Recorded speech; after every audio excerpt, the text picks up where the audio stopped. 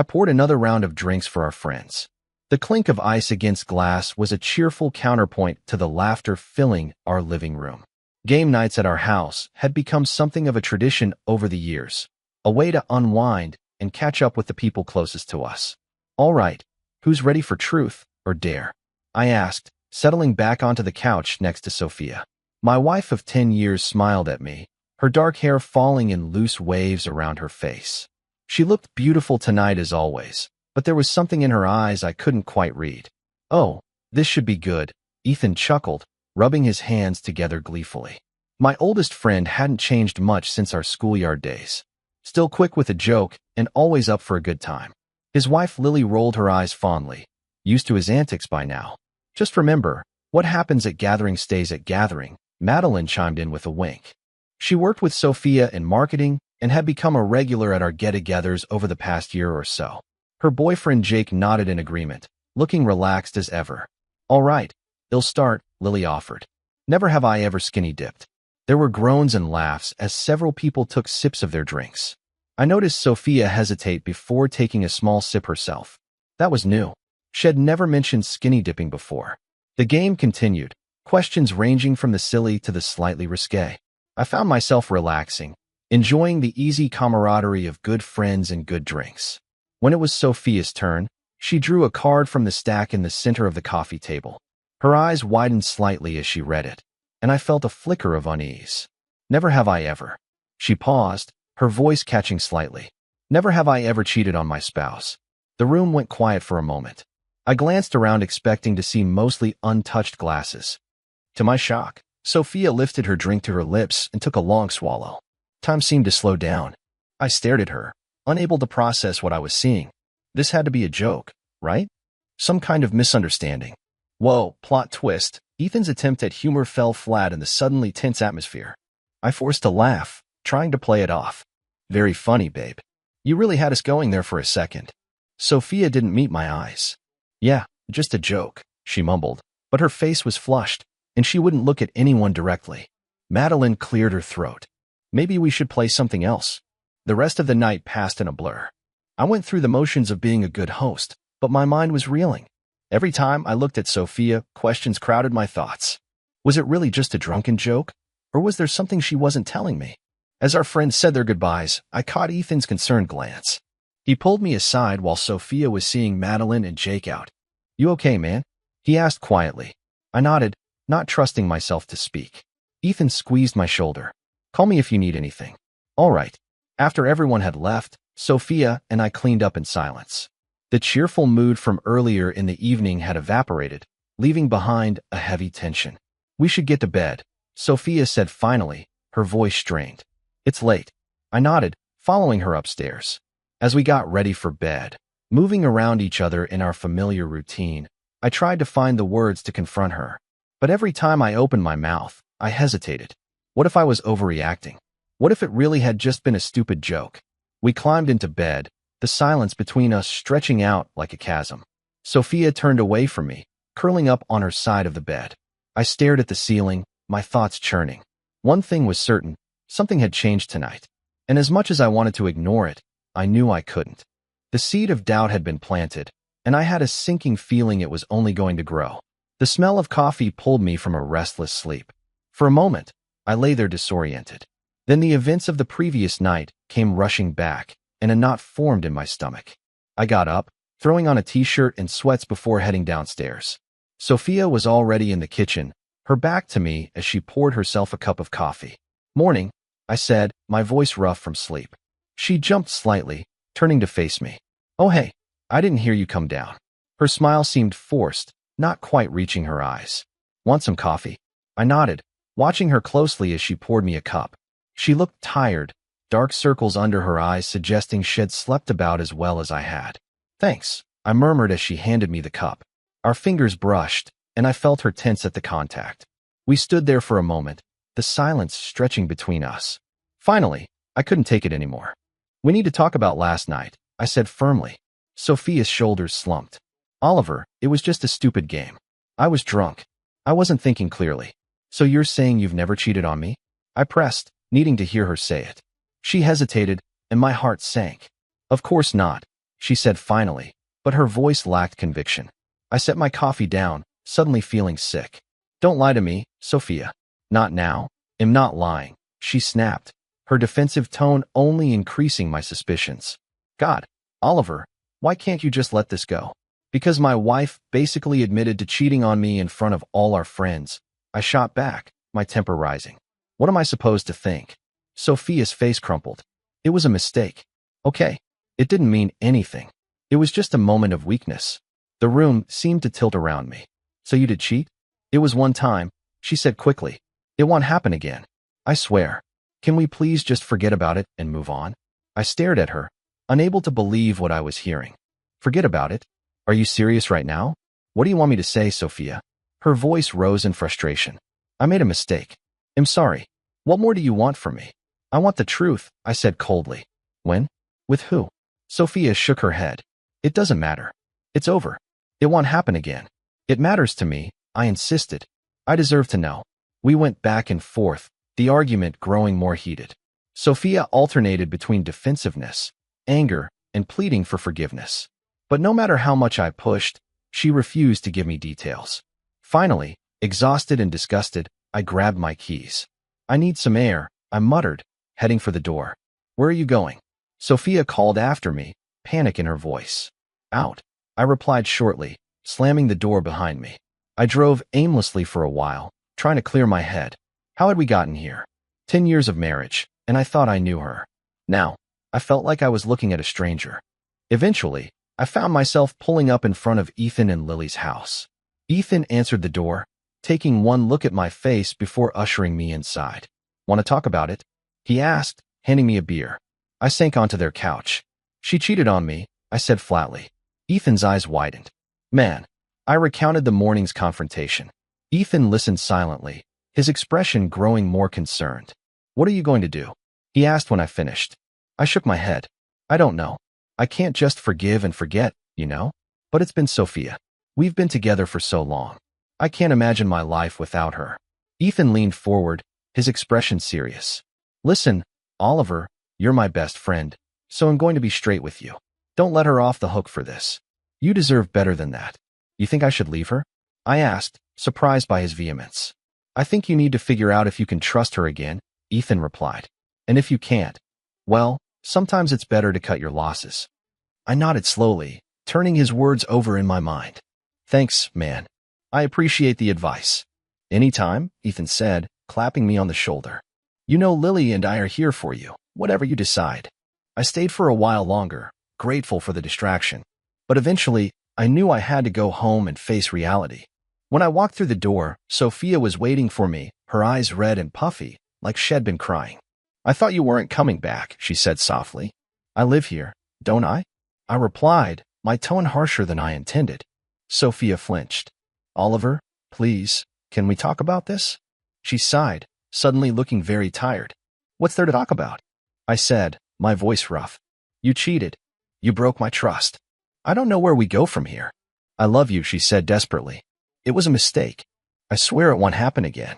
Please, just give me another chance. I looked at her, really looked at her, the woman I had loved for over a decade, the person I had built my life around. And for the first time, I wondered if I really knew her at all.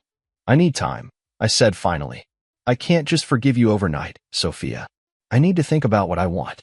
She nodded, tears spilling down her cheeks. Okay, whatever you need. They'll be here when you're ready to talk. I headed upstairs, needing some space. As I lay in our bed, the bed we'd shared for years, I couldn't shake the feeling that everything had changed, and I had no idea what the future held for us now. Days turned into weeks, and life settled into an uneasy routine. Sophia and I coexisted in the same space, but the easy intimacy we'd once shared was gone. She made efforts to reconnect, cooking my favorite meals, suggesting date nights, but I couldn't bring myself to let her in. The doubt gnawed at me constantly, poisoning every interaction. I started noticing things I'd overlooked before. How often her phone buzzed with notifications. The late nights at the office that seemed to be happening more and more frequently. The way she guarded her phone, always keeping it close. One evening, I was sitting in the living room when Sophia came home. She looked flustered, her cheeks flushed. Hey, she said a bit breathlessly. Sorry I'm late. Got caught up at work. I nodded, not bothering to reply. She hesitated for a moment, then headed upstairs. I heard the shower start running a few minutes later. I sat there, staring at nothing when a notification sound caught my attention. Sophia's phone was on the coffee table. She must have forgotten it in her rush to shower. For a moment, I wrestled with my conscience. This was an invasion of privacy, a betrayal of trust. But hadn't she already betrayed my trust? Before I could talk myself out of it, I grabbed the phone. To my surprise, it wasn't locked. Another red flag. Sophia was usually hyper-vigilant about phone security. I opened her messages, my heart pounding. And there it was in black and white. A conversation with someone named Luke Miller. As I scrolled through, my stomach churned. "Can't wait to see you later," one message read. "Same place as last time," came the reply. Absolutely, Sophia had responded. "He'll make up an excuse about working late." There were more flirtatious comments, inside jokes, plans for secret meetings. It was all there, laid bare before me. I heard the shower turn off and quickly put the phone back where I found it. My mind was reeling, trying to process what I had just discovered. Sophia came downstairs a few minutes later, wrapped in a robe. "I'm starving," she announced. "Want to order in?" I looked at her, really looked at her. The woman I loved, trusted, built a life with. And in that moment, something inside me hardened. "Actually," I said, my voice calm despite the storm inside me. "We need to talk." Sophia froze, sensing the shift in my tone. "Okay," she said cautiously. "What about Luke Miller?" I replied, watching her face carefully. The color drained from her cheeks. What are you talking about?" "Don't," I snapped, my control slipping. "Don't you dare lie to me again." "I saw the messages, Sophia. I know everything." She made a grab for her phone, but I was faster. "Looking for this?" I asked, holding it up. "Go ahead. Unlock it. Let's read those messages together, shall we?" "You went through my phone." Sophia's voice rose in indignation. "How could you invade my privacy like that?" I laughed, a harsh, bitter sound. "That's rich coming from you. How long has this been going on?" I shot back. "Weeks? Months?" Sophia crumpled, sinking onto the couch. "It's not what you think," she said weakly. "Really?" "Because I think my wife has been screwing her coworker behind my back," I shot back. "Am I wrong?" Sophia's silence was all the confirmation I needed. I felt a cold fury building inside me, unlike anything I'd ever experienced. "I want you out," I said, my voice low and dangerous. "Pack your things and get out of my house." "Nate, please," she begged, tears streaming down her face. "We can work through this. You'll end it with Luke, I swear. Just give me another chance." I shook my head, unmoved by her tears. "You had your chance. You threw away 10 years of marriage for what? Some cheap thrills with a coworker? Well, I hope it was worth it. Where am I supposed to go?" she asked, her voice small. "I don't care," I replied coldly. "Call your lover. I'm sure he'd be happy to take you in." I watched passively as Sophia packed a bag, her movements frantic and clumsy through her tears. As she headed for the door, she turned to me one last time. "I'm so sorry," she whispered. "I never meant to hurt you." I met her gaze, letting her see the full extent of my anger and pain. "Get out," I said simply. As the door closed behind her, I sank onto the couch, my head in my hands. The magnitude of what had just happened washed over me. My marriage was over. The life I built, the future I planned, all of it, gone in an instant. But as I sat there in the quiet of the house that suddenly felt too big, too empty, a new resolve began to form. Sophia had betrayed me. She had made a fool of me, and I was damned if I was going to let her get away with it. I pulled out my phone, dialing a familiar number. "Ethan?" I said when he answered. "Yeah, it's me. Listen, I need your help with something." As I outlined my plan to my oldest friend, I felt a grim satisfaction settle over me. Sophia and Luke thought they'd gotten away with their affair, but they had no idea what was coming. I was going to make sure they paid for every lie, every betrayal. I sat at my computer, fingers hovering over the keyboard. The screenshots of Sophia's messages with Luke were open on the screen, damning evidence of their affair. My heart pounded as I logged into her social media accounts. "Time to face the music for Sophia," I muttered, uploading the screenshots as I tagged friends, family, and colleagues. A satisfaction settled over me. Let everyone see who she really was.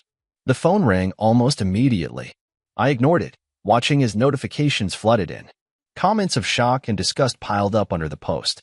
"Nate, what's going on?" Ethan's voice came through as I finally answered the call. "Just sharing some truth," I replied. "Cool. Holy man, She made her bed. Now she can lie in it. Another call beeped through. Sophia. I declined it, a cold smile spreading across my face. She's trying to call me, I told Ethan. What are you going to do? Nothing. Let her panic. My phone buzzed incessantly with messages and missed calls. I turned it off, relishing the silence. Hours passed. I packed methodically, knowing Sophia would come home eventually. Sure enough, I heard her car screech into the driveway. The front door slammed open. Nate, what have you done? She shouted. I emerged from the bedroom, suitcase in hand. Oh good, you're home, I said calmly. I was worried I'd miss you. Miss me? She said, wild-eyed and disheveled. Nate, what the hell is going on? Why would you post those messages? I raised an eyebrow. I thought everyone should know the truth. Isn't honesty important in a relationship? This is insane. You ruined everything. She screamed. No, Sophia, I replied. You ruined everything when you decided to cheat. She lunged for me, tears streaming down her face. Please, we can fix this. They'll do anything. I stepped back, avoiding her grasp. There's nothing to fix. We're done. You can't just leave, she cried. Watch me, I said, walking toward the door. As I moved to leave, Sophia blocked my path. I'm sorry. Okay, I made a mistake. Please don't do this. A mistake? I laughed bitterly. A mistake is forgetting to buy milk. You had an affair, Sophia. You lied to my face for months. It didn't mean anything, she pleaded. Austin was just, don't. I cut her off. I don't want to hear his name. Fine, but please can we talk? She begged. You're throwing away 10 years of marriage. I met her gaze coldly. No, you threw it away. I'm just taking out the trash. Sophia recoiled as if I'd slapped her. How can you be so cruel? Cruel? My voice rose. You want to talk about cruel? Cruel is betraying someone who loved and trusted you. Cruel is making a fool out of your husband. Don't you dare talk to me about cruelty. What do you want from me? She sobbed. I want you to live with the consequences of your actions, I replied. I want everyone to see you for who you really are. And what about you? Sophia shot back. You think people will side with you after this? You've humiliated me publicly. I shrugged. Maybe, but at least I can look at myself in the mirror. This isn't you, Nate. You're not vindictive like this. You're right, I said. The old Nate wouldn't do this. But the old Nate died the moment he saw those messages. I pushed past her, heading for the door. Sophia grabbed my arm, her nails digging in. Don't leave, please. I'm begging you. For a moment, I hesitated. Then I remembered the casual way she lied to me, planned her rendezvous with Luke. Goodbye, Sophia, I said, shaking off her grip and walking out, ignoring her cries behind me. As I drove away, my phone buzzed with a text from Ethan. You okay? Need a place to crash? I typed back quickly, I'm good. Thanks, man. As I navigated the familiar streets, now feeling somehow foreign, a weight lifted from my shoulders. The road ahead was uncertain, but for the first time in weeks, I felt like I could breathe. The law office of Maria Chone was sleek and imposing, much like the woman herself. She regarded me coolly over steepled fingers. So, Mr. Richards, you want a divorce? She asked. Yes, I replied firmly. And I want to make sure I come out on top. A predatory smile spread across Mariah's face. Well, you've come to the right place. Tell me everything. I laid out the whole sordid tale of the affair, the public exposure, Sophia's attempts at reconciliation. Maria listened intently, occasionally jotting notes. You've given me a lot to work with, she said when I finished. The infidelity alone puts us in a strong position. Add in the potential misuse of company resources for their trysts, and we can make this very uncomfortable for your wife. Good, I said. She deserves it. Maria leaned forward. Mr. Richards, I need to ask. Divorce can get ugly, especially when emotions are running high. I met her gaze steadily. I want her to pay for what she did. All right, then she said. Let's get started. Over the next few weeks, Maria proved her reputation as a shark in the courtroom. She dug into every aspect of Sophia's affair, leaving no stone unturned. Sophia, for her part, vacillated between pleading for reconciliation and lashing out in anger. Her calls and texts became a constant barrage. Nate, please, can we just talk? Her latest voicemail begged. I know I messed up, but I love you. We can work through this. I deleted it without replying, letting her stew in her own guilt. As I prepared for another meeting with Maria, my phone rang. It was an unknown number. Hello, is this Oliver Richards? A woman's voice asked. Yes, who's this? My name is Zoe Miller. I'm Luke's wife. My breath caught. Oh, I see. I wanted to thank you, Zoe said softly, for exposing the affair. I had my suspicions, but I'm sorry you had to find out that way. I replied, surprised by the genuine remorse in my voice. Don't be. I needed to know the truth. She paused. How are you holding up? I laughed humorlessly. About as well as can be expected. Some days are better than others. Listen, Zoe said. I know this is odd, but would you want to grab coffee sometime? It might help to talk to someone who understands. I hesitated, then found myself agreeing. Why not? It's not like things could get any stranger. We met the next day at a quiet cafe. Zoe was attractive in an understated way, with kind eyes and a warm smile. As we sat down, she said, well, here we are, the Betrayed Spouses Club. I couldn't help but chuckle. Not a club I ever thought I'd join. You and me both, Zoe said, stirring her coffee absently. Can I ask, how did you know about the affair? I recounted the fateful game night, the gradual unraveling of trust. Zoe listened intently, nodding in understanding. It's the little things, isn't it? She mused. The changes you can't quite put your finger on. God, I feel like such an idiot for not seeing it sooner, she added. Zoe reached out, squeezing my hand. Hey, don't do that to yourself. They're the ones who should feel guilty, not us. I nodded, grateful for her understanding. How about you? How did you find out? Your post, she said. Actually, it was quite the wake-up call, I winced. I'm sorry about that, I said. I wasn't thinking clearly. No, don't apologize, Zoe insisted. I'm glad I know, even if it hurts. The truth is better than living a lie. We talked for hours, sharing our stories and commiserating over the shared pain of betrayal. As we parted ways, I felt lighter somehow. We should do this again, Zoe suggested. It's nice to talk to someone who gets it.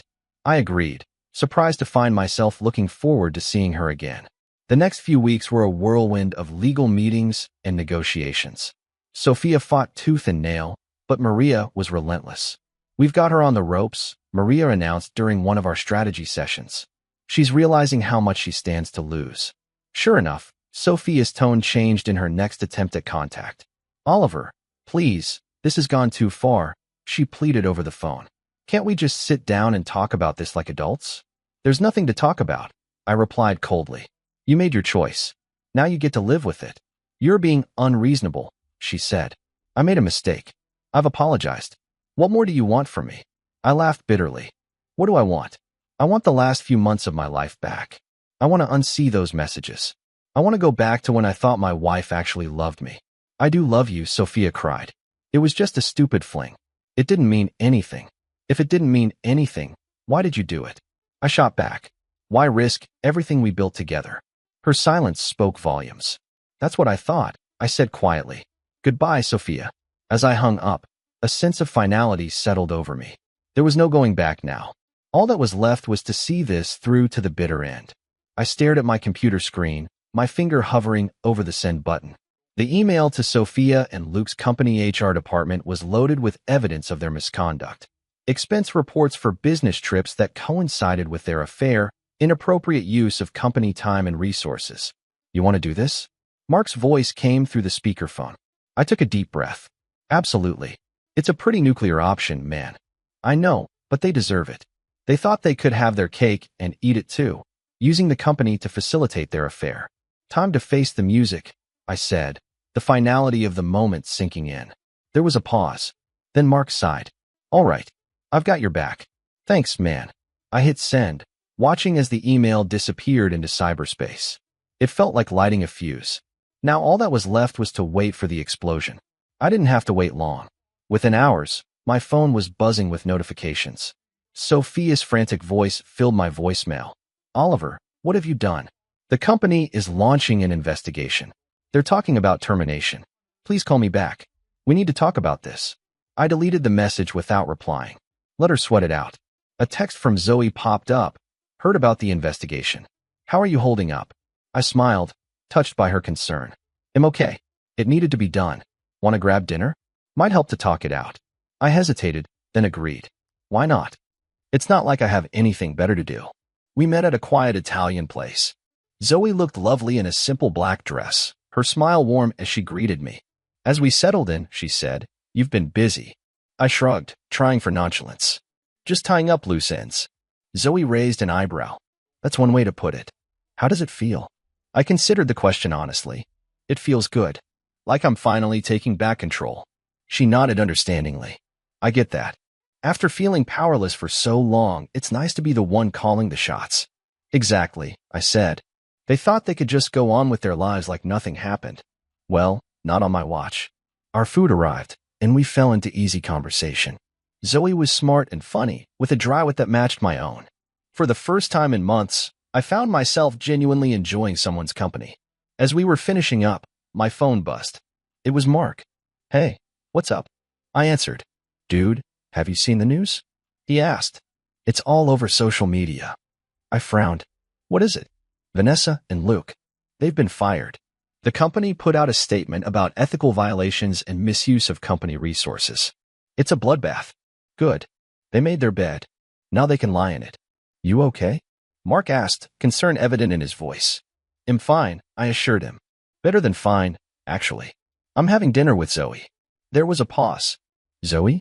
As in Luke's ex-wife? The very same. Don't worry. We're just friends. Aha, Mark said skeptically. Just be careful.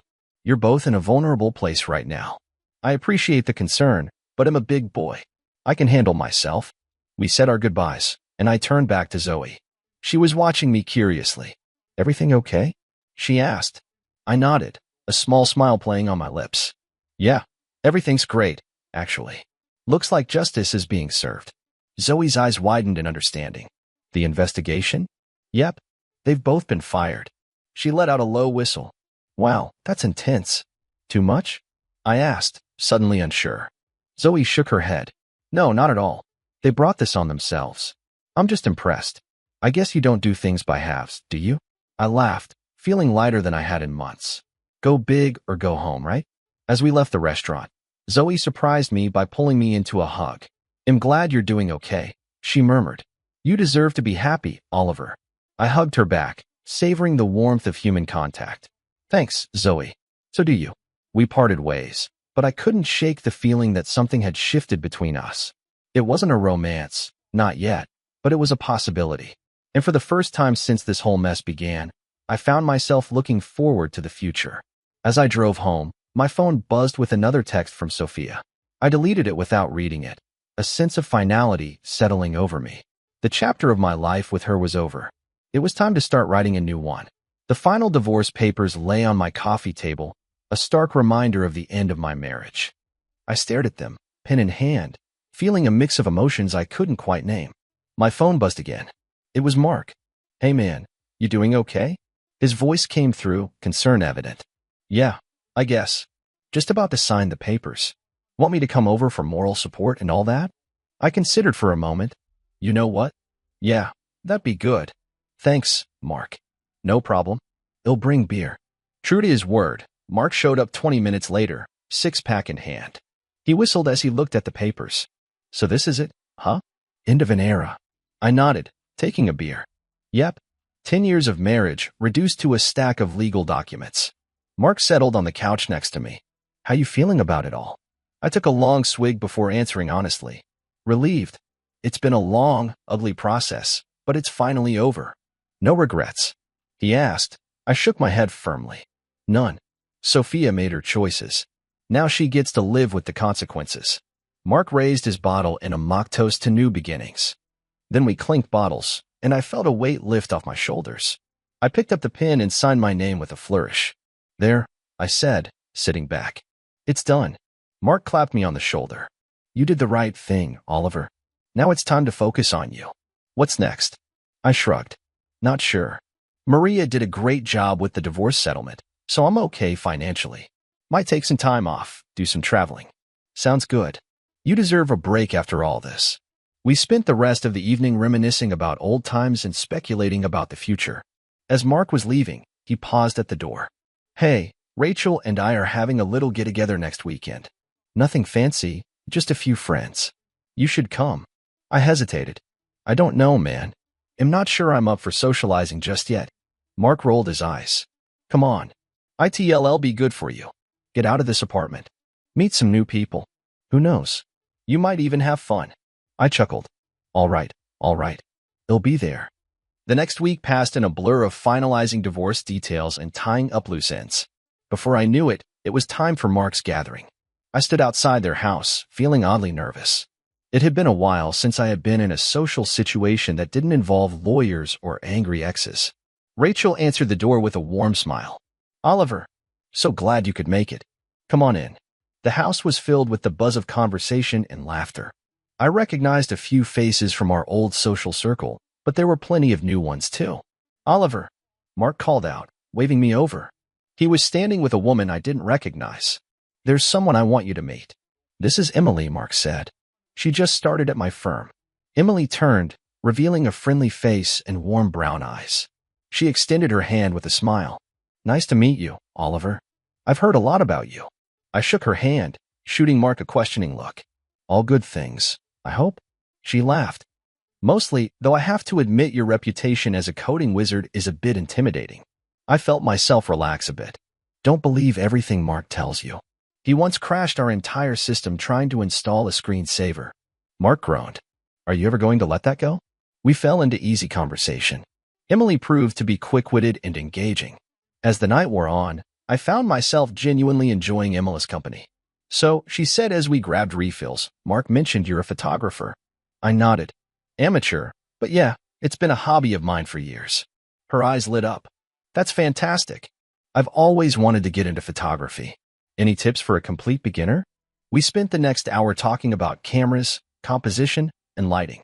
Emily's enthusiasm was infectious, and I found myself excited about photography in a way I hadn't been in months. As the party wound down, Emily turned to me with a smile. This was fun.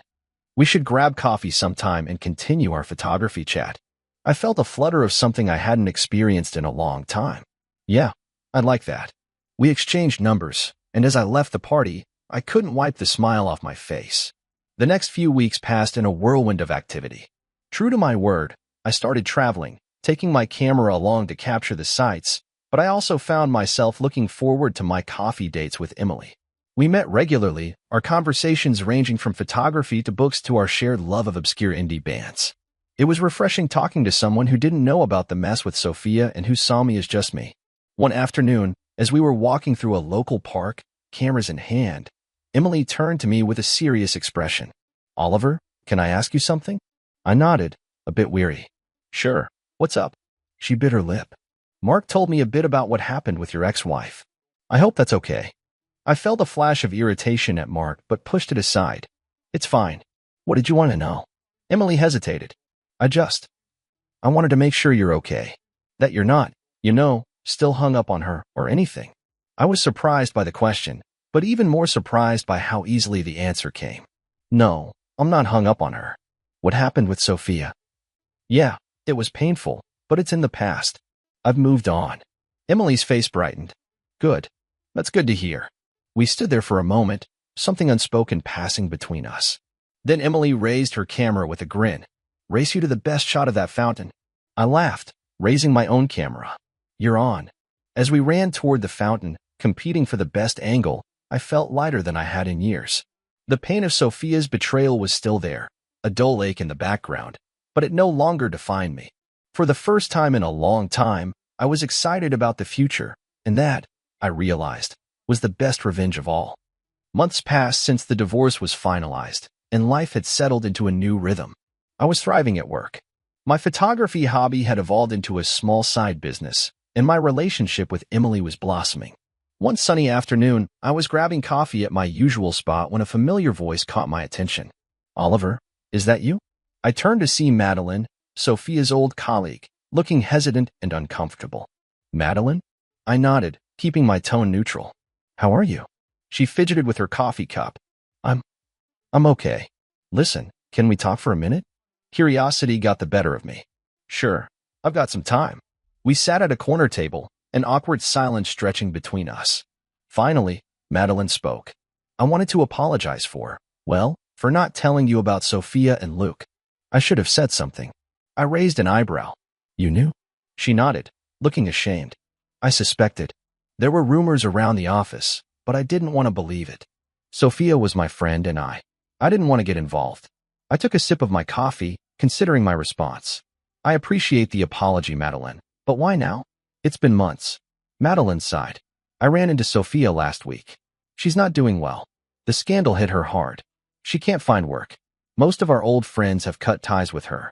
She hesitated. She asked about you. I felt a flicker of something. Not quite sympathy, but not the satisfaction I might have expected either. What did you tell her? The truth, she said. That you seem to be doing well. That you've moved on. Madeline hesitated again. She wanted me to ask if you'd meet with her to talk. I shook my head firmly. Not a chance.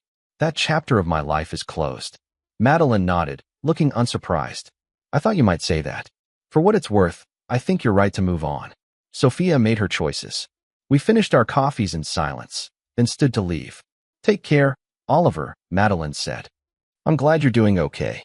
I watched her go, feeling a mix of emotions I couldn't quite name. My phone buzzed with a text from Emily. Still on for dinner tonight? I've got a surprise for you.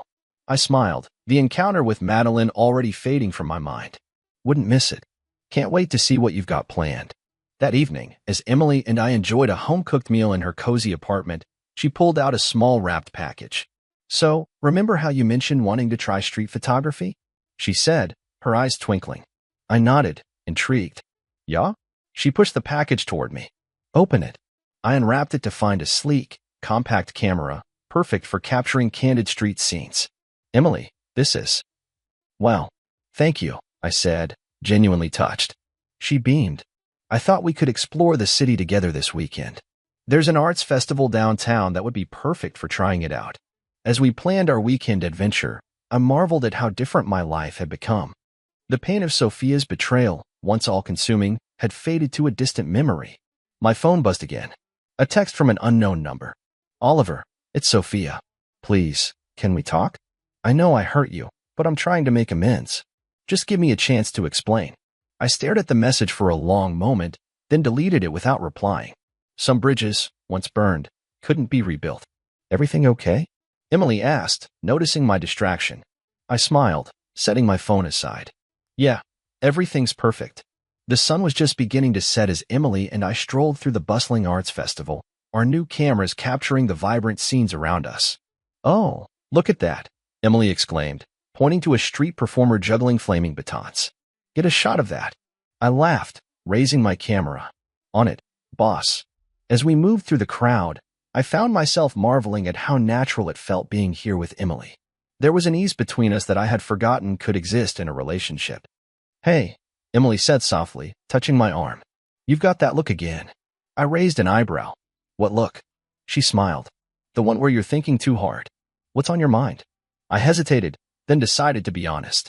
I ran into someone the other day, an old friend of Sophia's. Emily's expression grew serious. Oh, how did that go? We found a quiet bench away from the main crowd, and I recounted my conversation with Madeline. She told me Sophia's struggling, I finished. Part of me feels like I should care, but you don't, Emily finished for me. I nodded, relieved she understood. Is that terrible of me? Emily shook her head firmly. No, Oliver. It's not terrible. It's human. Sophia made her choices. You're not responsible for the consequences of her actions. I let out a breath. Thanks. I guess I needed to hear that. Emily squeezed my hand. That's what I'm here for. Now come on, she added. I saw a booth selling those weird abstract paintings you like. As we wandered through the festival, I found myself thinking about how far I had come. The anger and bitterness that had consumed me after discovering Sophia's affair had faded, replaced by a sense of peace I hadn't thought possible. Later that night, as we reviewed our photos over a bottle of wine, Emily turned to me with a thoughtful expression. You know, she said, you should do something with these photos. They're really good. I shrugged. They're just hobby shots. Emily shook her head. No, I'm serious. You've got a real talent, Oliver. Have you ever thought about starting a blog or something? Sharing your work? I considered it. I don't know. I wouldn't even know where to start. Emily's eyes lit up. I could help. I've got some experience with web design. We could set up a portfolio site for you. Her enthusiasm was contagious. You know what? Let's do it. Over the next few weeks, Emily and I worked on creating my photography blog. It was more than just a showcase for my photos, though. As we built the site, I found myself wanting to share the story behind the images. What if I wrote about my journey? I said one evening as we were working on the layout. Not just the photography, but everything. The divorce, the healing process, finding myself again. Emily looked at me, surprise and admiration in her eyes. Oliver, that's a great idea. Are you sure you're ready to share all that? I nodded, feeling more certain than I had in a long time. Yeah, I think I am. If it can help even one person going through something similar, it'll be worth it. The blog launched a month later. At first, it was just friends and family checking it out, but slowly, word began to spread. People connected with my story, with the raw honesty of my posts. Comments started pouring in. Thank you for sharing your story. I'm going through a divorce right now, and your words give me hope. Your journey is inspiring. It's nice to know there's light at the end of the tunnel. Your photos are beautiful, but it's your resilience that really shines through. As the blog grew, so did my confidence. I started hosting photography workshops, sharing the techniques I'd learned over the years. Emily was there every step of the way, supporting and encouraging me. One evening, as we celebrated the blog's 6-month anniversary, Emily turned to me with a serious expression. Nate, I need to tell you something. My heart skipped a beat. What is it? She took a deep breath. I got a job offer. It's a great opportunity, but it's in New York. I felt my world tilt for a moment. Oh, wow. That's amazing. Congratulations. She bit her lip. There's more. They said there might be an opening in their tech department if you're interested. I stared at her, processing what she was saying. Are you asking me to move to New York with you? Emily nodded, looking nervous. I know it's a big ask, and if you're not ready, I understand. But I love you, Nate. And I think we could build an amazing life together in New York. I sat there for a moment, thinking about everything that had happened over the past year. The pain, the growth, the unexpected joy I'd found with Emily. Finally, I smiled. Well, I hear New York's got some great street photography opportunities. Emily's face lit up. Is that a yes? I pulled her close, kissing her deeply. That's a hell yes. As we started planning our move, I couldn't help but marvel at how life had turned out. A year ago, I thought my world had ended. Now, I was embarking on a new adventure with a woman who understood and supported me in ways I never thought possible. I opened my laptop, starting a new blog post. Life is a funny way of surprising you sometimes. What feels like an ending is really just the beginning of something beautiful. Thanks for watching. What would you do in this situation? Let us know in the comments below. Don't forget to like and subscribe. Sheriff Lucas was finally taking control of his life. The one thing he still wanted was to get rid of his cheating wife, Angela. Legally getting rid of her was his top priority, and his plan was now in motion. It was Wednesday afternoon, around 4 p.m. Things around any government office seemed to be fairly calm at that time of day, and the offices at the Evergreen County Sheriff's Department were no exception. Shift change had come and gone at 4 p.m., and most of the staff who worked regular office hours had left early, using some unused comp time. My captain, Chief Deputy Kevin Ramirez, had left at noon that day to take his family on a mini vacation to Oak Ridge for the weekend. As for me, I was anxiously awaiting the return of my day shift Lieutenant Deputy Ryan Carter from an important assignment that I had given him earlier in the week. My name is Ethan Mitchell, but everyone calls me Ethan. I am the newly elected and sworn sheriff of Evergreen County. This particular day ended my first official week of office since I was sworn in last Monday morning. I had given Ryan Carter the assignment just after my swearing-in ceremony and initially planned to have him execute that assignment later that day, but I had a change of heart and decided to have him wait until this afternoon to carry it out. Part of the duties of lieutenants is to serve warrants, notices, and official papers to individuals when requested to do so. It costs members of the general public $200 to have the sheriff's office serve official papers. For me, it was money well spent, so I had given my good lieutenant the task of serving my soon-to-be ex-wife, Angela, with divorce papers this afternoon. Hence, I was sitting in my office eagerly awaiting his arrival to see how it went. At approximately 4:20 p.m., a very pissed-off Lieutenant Ryan Carter blew into my office. The next time you decide to get divorced, Ethan, you can serve those damn papers yourself. I take it the process serving didn't go so well. I chuckled. Look at me, Ethan, Scott said, gesturing to the right side of his face. The entire cheek and right ear were beet red. That woman slapped me right across the face. She what? I couldn't believe what I just heard. I didn't stutter. I served her the damn papers, and she slapped me right across the face. Oh my God. I burst out laughing. That is the most fantastic thing I ever heard. Please, for the love of God, tell me you are not joking. Hell no, I'm not joking, he said, taking a seat in front of my desk. She came to the door, and I politely asked her if she was Melissa Jones. She said yes. I said, Melissa Jones, you have been served. She totally freaked out, got into a big argument with me, started bawling her damned head off, and finished it off with a haymaker right across my right cheek and ear. You know how damned bad it hurts to get slapped on the ear, Ethan? It hurts like hell, even when it's from a woman. I'm sorry, I said, trying to stop myself from laughing. I'm not laughing about you getting slapped. I'm laughing at that woman for losing her cool like that. Then the ultimate thought occurred to me. Oh my God. Please, please, please, for the love of God, tell me that you were wearing your lapel camera when all of this was going on. Please tell me you were smart enough to have it on when all of this went down. What? The lapel cam? Of course I had it on. How stupid do I? Oh, right, I get it now, Scott understood. This past summer and fall, I had basically served as interim sheriff while my predecessor, Thomas Bud Edwards, was a lame duck and absentee sheriff. So not only was I running a campaign to succeed Bud as sheriff, but I was also running the day-to-day operations of the entire department. One of the best moves I made was using some seized and forfeited narcotics money to purchase body cameras for every deputy in the department. The cameras were attached to the shoulder lapels of the uniform and provided high-definition 1080p resolution video and crystal-clear audio that recorded any type of event the deputy might encounter. The video was recorded via a Bluetooth feed to the onboard video recorder that also recorded video and audio from the deputy's cruiser's dash camera. Every department that has implemented the use of these cameras has seen a massive drop in the number of complaints filed by citizens of the public who tried to accuse us of harassment or excessive use of force. Actually, the complaints were still filed but usually withdrawn once the person or their families saw the video of the event. The cameras were only about half the size of the palm of your hand. My deputies initially had mixed emotions about the cameras. On one hand, they kind of felt like Big Brother was keeping an eye on them. But already the video had corroborated no less than 6 of my deputies' accounts of various incidents that had resulted in complaints from citizens. All 6 complaints were withdrawn when the parties and their attorneys, of course, had a chance to see the video. I was absolutely giddy and couldn't wait to see the video.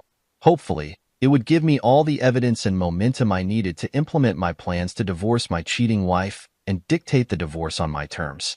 Scott retrieved the video data from his cruiser and downloaded it onto my laptop. The video started with Scott casually walking toward the steps leading up to the front porch of my farmhouse. He rang the doorbell twice before Angela finally appeared. When she did, you could clearly see the shocked look on her face at seeing a deputy at her door. Yes, may I help you? She asked. Are you Melissa Jones? Scott asked. Oh, come on, you know I am. What is this about? Ma'am, I'm Deputy Lieutenant Ryan Carter, he said, handing her the manila envelope. Mrs. Parker, you have been officially served. What? Are you kidding me? No, ma'am. You have been served. Oh my God, I can't believe this. I cannot believe that gutless son of a bitch would send one of his deputies to do this. Good afternoon, ma'am, Scott said, turning and walking back to his cruiser. Hey, damn it. Angela proceeded to half-shove, half-bunch Scott in the back. I'm not finished with you. You tell that asshole that he better be home in time for dinner. I do not accept this. Tell him to get his ass home so we can talk this over. Ma'am, you need to calm down. I will not tolerate you touching me in an aggressive manner. Scott was trying very hard to keep his cool. Or what? What the hell are you going to do about it? You are just a peon deputy. You're nobody. Ma'am, I'm warning you. You need to step back and calm down. Oh, now you're trying to tell me what to do? You don't tell me to do a damn thing. I'm still the wife of the sheriff, you prick.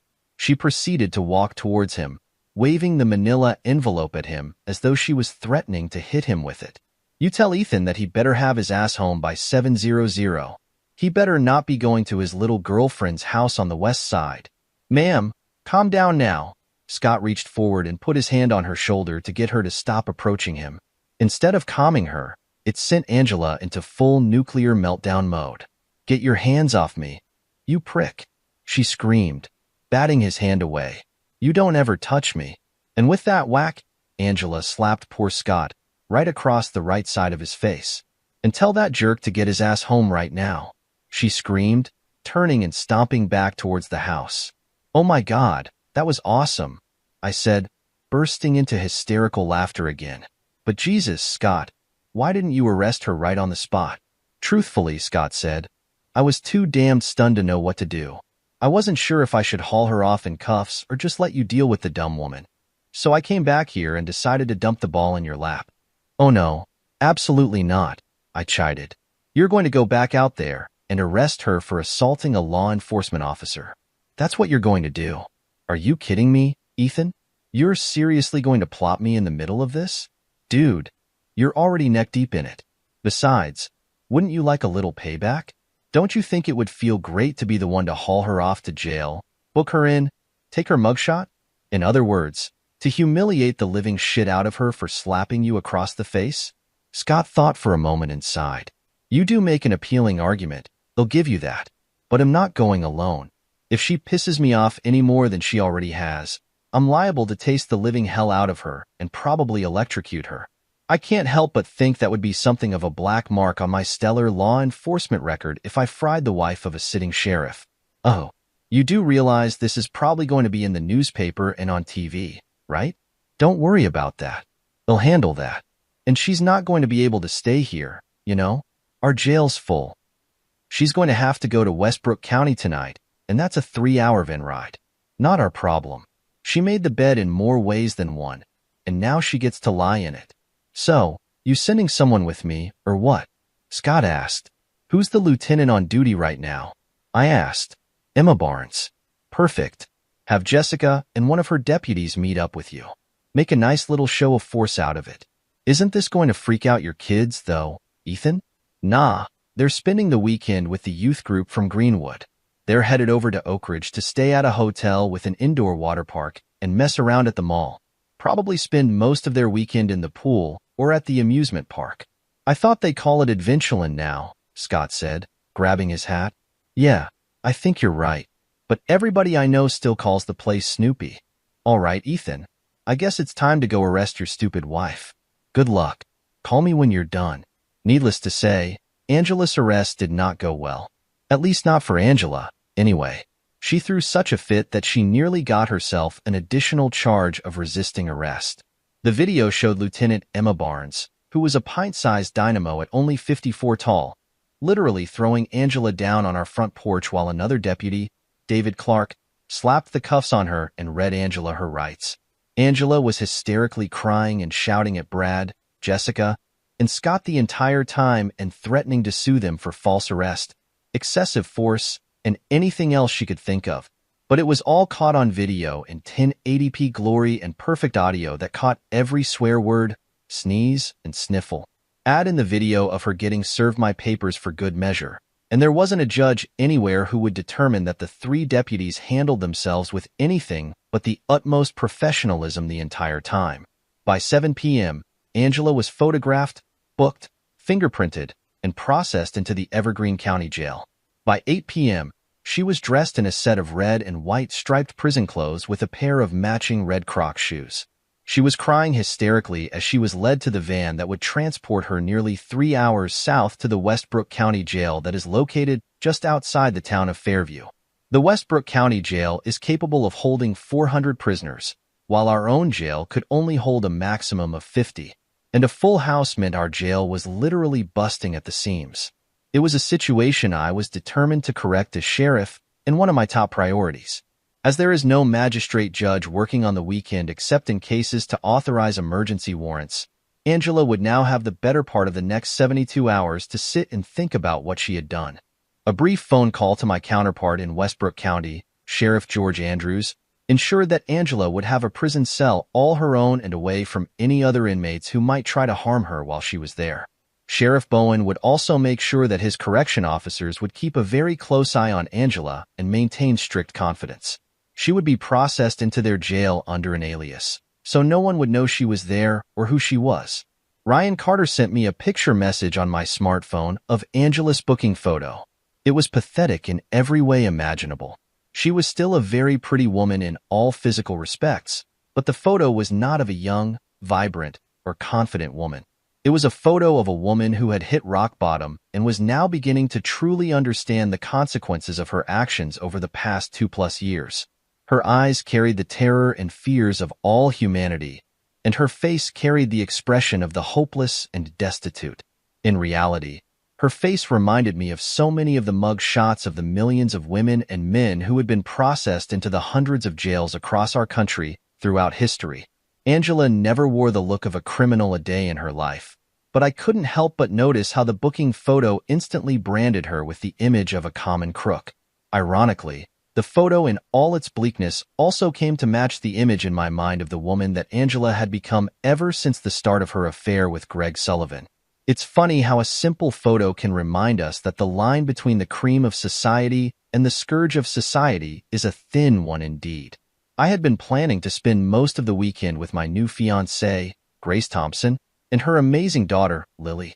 Following the incident with Angela's arrest, I had to stop out at the acreage to feed the horses and take care of a few other odds and ends. I didn't end up getting to Rachel's until shortly after 8 p.m., about the same time that Ryan Carter texted me Angela's booking photo. I let myself in the front door of Rachel's small but cozy home and was greeted with the smell of a home-cooked meal that reminded me instantly of so many meals made by my dear grandmother.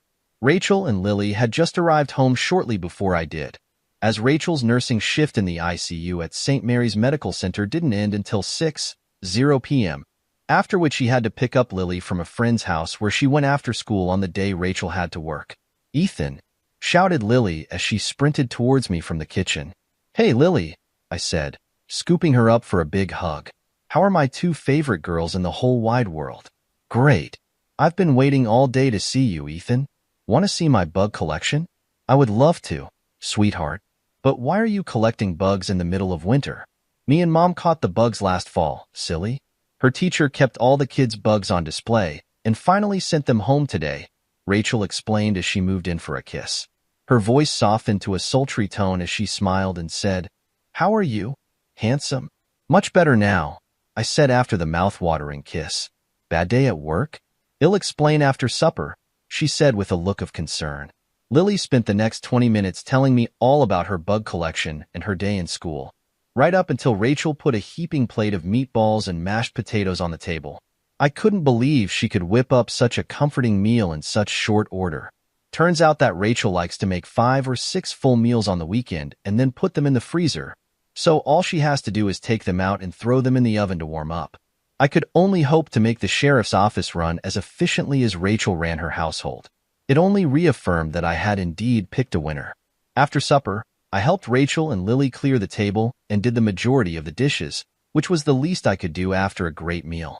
We played a board game, Bonkers, which Lily absolutely loves. Then it was time for Lily to head to bed, and I got to read her a story. Tonight it was The Lorax by Dr. Seuss.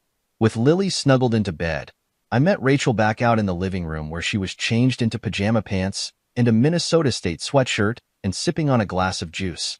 "No wine tonight?" I asked. "Not tonight, love.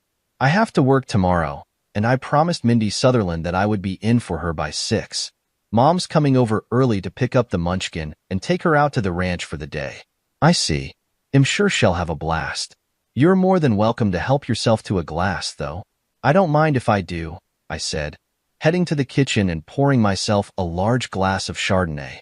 I'm not enough of a wine connoisseur to know which wine is which and when you're supposed to drink it, whether it is before, during, or after a meal. But the peach Chardonnay Rachel had was good, had alcohol in it, and would suffice just fine for my simple tastes. I sat down next to Rachel on the couch and let out a long sigh, finally letting all the stress of the day and my first week as sheriff off my shoulders. That was the sigh of a man who had a rough day. I thought everything was going pretty well so far. "It is for the most part," I said as I took a long sip of wine. This afternoon changed things a bit, however. "How so?" I stared into Rachel's beautiful eyes and said, "I had Ryan Carter serve the papers to Angela this afternoon." Rachel tensed up and became very apprehensive. "Oh my God, it finally happened? You're really getting a divorce?" She grasped my left hand, and I could feel her trembling. "This is really happening? We're really going to be together?" Tears started forming in her eyes, and one streaked down her right cheek. Yes, we are, babe, I said, squeezing her hand tightly. How did she take it? I sighed deeply and closed my eyes. It was pretty much a train wreck. How so? What happened? You're not going to believe me if I tell you. Ethan Parker, don't do that to me. You can't start a story like this and not finish it. That's not fair, she admonished. Okay, you're right. My day shift Lieutenant Ryan Carter was given the papers to serve this afternoon. When he gave her the papers, Angela totally freaked out on him, called him names, cursed at him, the whole 9 yards, and then, I paused for dramatic effect, she proceeded to slap him right across the face. Rachel gasped in shock. Oh my God. You've got to be kidding. No, I'm not. You should have seen how upset Scott was when he came back. He was absolutely beside himself. What happened next? Well, if you must know, I started. Oh, don't tease me. Tell me what happened. I sent Scott back out to the house, along with my evening shift lieutenant, Emma Barnes, and another deputy by the name of David Clark. I had them arrest Angela for assaulting a law enforcement officer. Another gasp of shock. Oh my God. Are you kidding me? What in the world are you thinking? What do you mean, what am I thinking? I said, somewhat taken aback. Angela assaulted one of my deputies. She's no different than anybody else. It was a totally unprovoked attack. I know, but she's still your wife, technically. I mean, I know she's done all sorts of terrible things to you, but arresting her? This isn't payback for all the shit that she, Bud, and Harvey Price did. This is a direct result of her getting pissed off to the point that she lashed out at one of my deputies to try and get to me. Regardless of how she or I feel about everything, there is no excuse for her to hit one of my deputies. I also have to let Scott and my deputies know that I won't tolerate any type of abuse from them or upon them.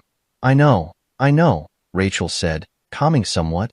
The whole thing is just so shocking that I'm having a hard time wrapping my head around everything that is happening. I know, babe, I know, I said, squeezing her hand tightly. So how do you think this is going to affect everything?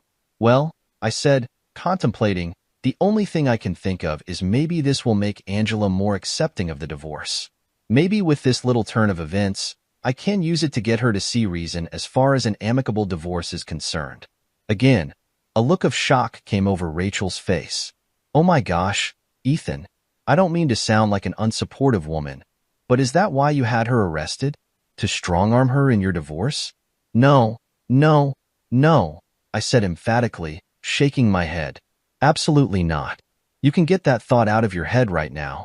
I would never do something like that. Doing that would bring me down to her and Greg Sullivan level. Make no mistake about it, Angela broke the law when she assaulted one of my deputies. That is the reason that she is spending the weekend in jail. I'll do my very best to help her out of this situation in the best shape possible legally, but I would be lying if I said that I wasn't going to use it to help you and me get our life started together on the best foot possible. And if that can happen by using her arrest to smooth out the path to an amicable divorce, then so be it. I promise you that I'm not going to use it to try and screw over Angela in the divorce itself, only to get her to see reason and not fight the inevitable and help make it as easy on the boys as possible. You're right, Ethan. I should know better. You're not that kind of person. I'm so sorry I brought it up. Rachel leaned over and kissed me as an apology. Don't be, I said. I'm counting on you to help keep me grounded. This job obviously went to Greg Sullivan Head, and I'm counting on you to be my anchor, babe. Well, Rachel said, sporting a mischievous grin and setting my wine glass on the table. I don't know much about dropping anchors, but I'd sure appreciate it if you took me to bed and, shall we say, docked your ship in my little port. I started chuckling uncontrollably. What did you just say, love? Damn it, Ethan. I'm trying to talk sexy and drop a little innuendo. Hey, I like some dirty talk as much as the next guy, but you're going to have to do better than that. Rachel just stood up and proceeded to seductively strip off her Minnesota State sweatshirt and the skimpy little t-shirt that she had on underneath.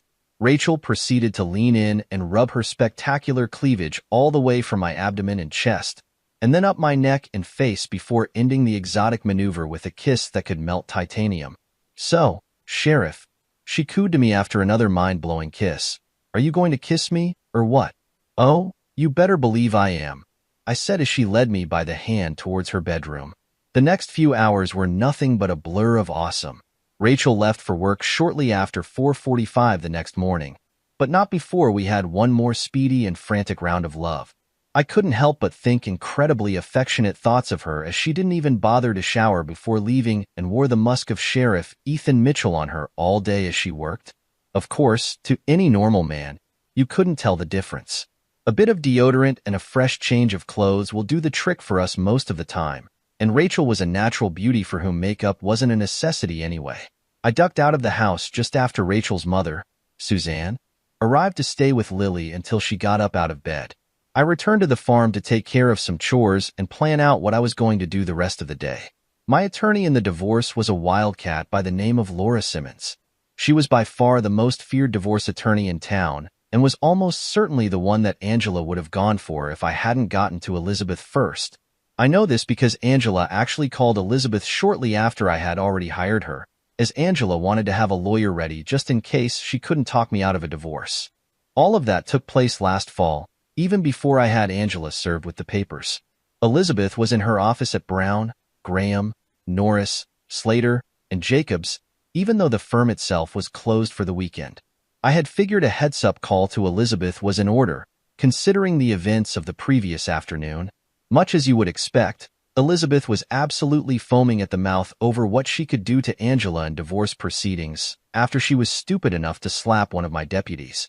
Looking into the eyes of Laura Simmons, Esquire, was almost like looking into the eyes of Satan himself. I could only be glad that she was on my side. Elizabeth was beautiful in a way, but also gave off the vibe of a black widow spider that would probably kill you and eat you once the copulating was over with.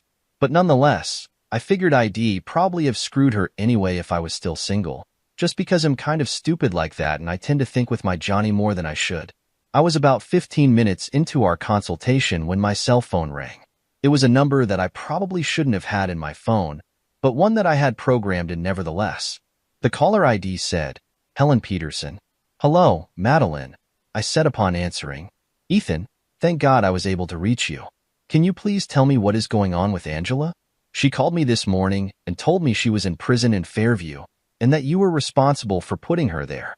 Excuse me, I said to Elizabeth, covering the phone with both hands. I need to take this call. It'll be just a few minutes. I'm sorry. No, don't be sorry, Elizabeth said. Feel free to stay here. I'm going to run to the break room and see if we have any coffee in this damned place. Once Elizabeth had left the room, I continued, Well, Madeline, the truth is that Angela is indeed in prison down in Fairview. There was no room for additional prisoners here in Evergreen County, so she was sent to another facility. My God, Ethan, what could she have done that justified you putting her in jail? Madeline, at a risk to our very special friendship, let me be perfectly clear. I did not have Angela incarcerated out of any sort of malice. I followed the procedures of filing divorce papers and utilizing the sheriff's department to do so. I paid the appropriate fee and everything, just like any normal citizen would. I did so to avoid what I felt would be a certain and ugly confrontation between Angela and me. Instead, Angela initiated an altercation with one of my deputies, during which she became aggressive, belligerent, and slapped my deputy in the face. No, Ethan, you're wrong. Angela can be hot-headed sometimes. Okay, maybe a lot of times, but my daughter would never willfully strike an officer of the law. I simply can't believe it. Your officer must be mistaken or blowing things way out of proportion. I hate to tell you this, Madeline, I said, sighing, but the entire incident was caught on video. Cameras and pictures don't tell the whole story, Ethan. True, but in this instance, it is pretty cut and dried. All of my deputies now wear small cameras on their person that record everything in high definition. In this particular case, there might as well have been a TV camera crew there filming it because there isn't much of a difference. You'll understand if and when you see the video, Madeline. I could hear Madeline sniffing and trying to stifle her own crying. Please, Ethan, if it means anything to you, please promise me that you'll do what you can to help her. Please, for her sake and for the sake of my grandsons. Madeline, I said, you have every assurance of mine that I will do what I can to help her. I promise you that I'll be seeing her here shortly, and I assure you that I will have her out on bail no later than first thing Monday morning. And I also feel confident that this weekend will be the last time she sees the inside of a prison cell. Thank you, Ethan. That means so much to me. You're quite welcome, Madeline. Oh, and Ethan? Yes, Madeline? She paused. Never forget how much you mean to me, Ethan. I know there is a new love in your life. I can only hope and pray that she treats you the way you deserve to be treated. Now it was my turn to grope for something to say. I appreciate that, Madeline. And never forget how much you mean to me, either. Goodbye, Ethan. We'll talk again soon. They'll look forward to it, and then she hung up.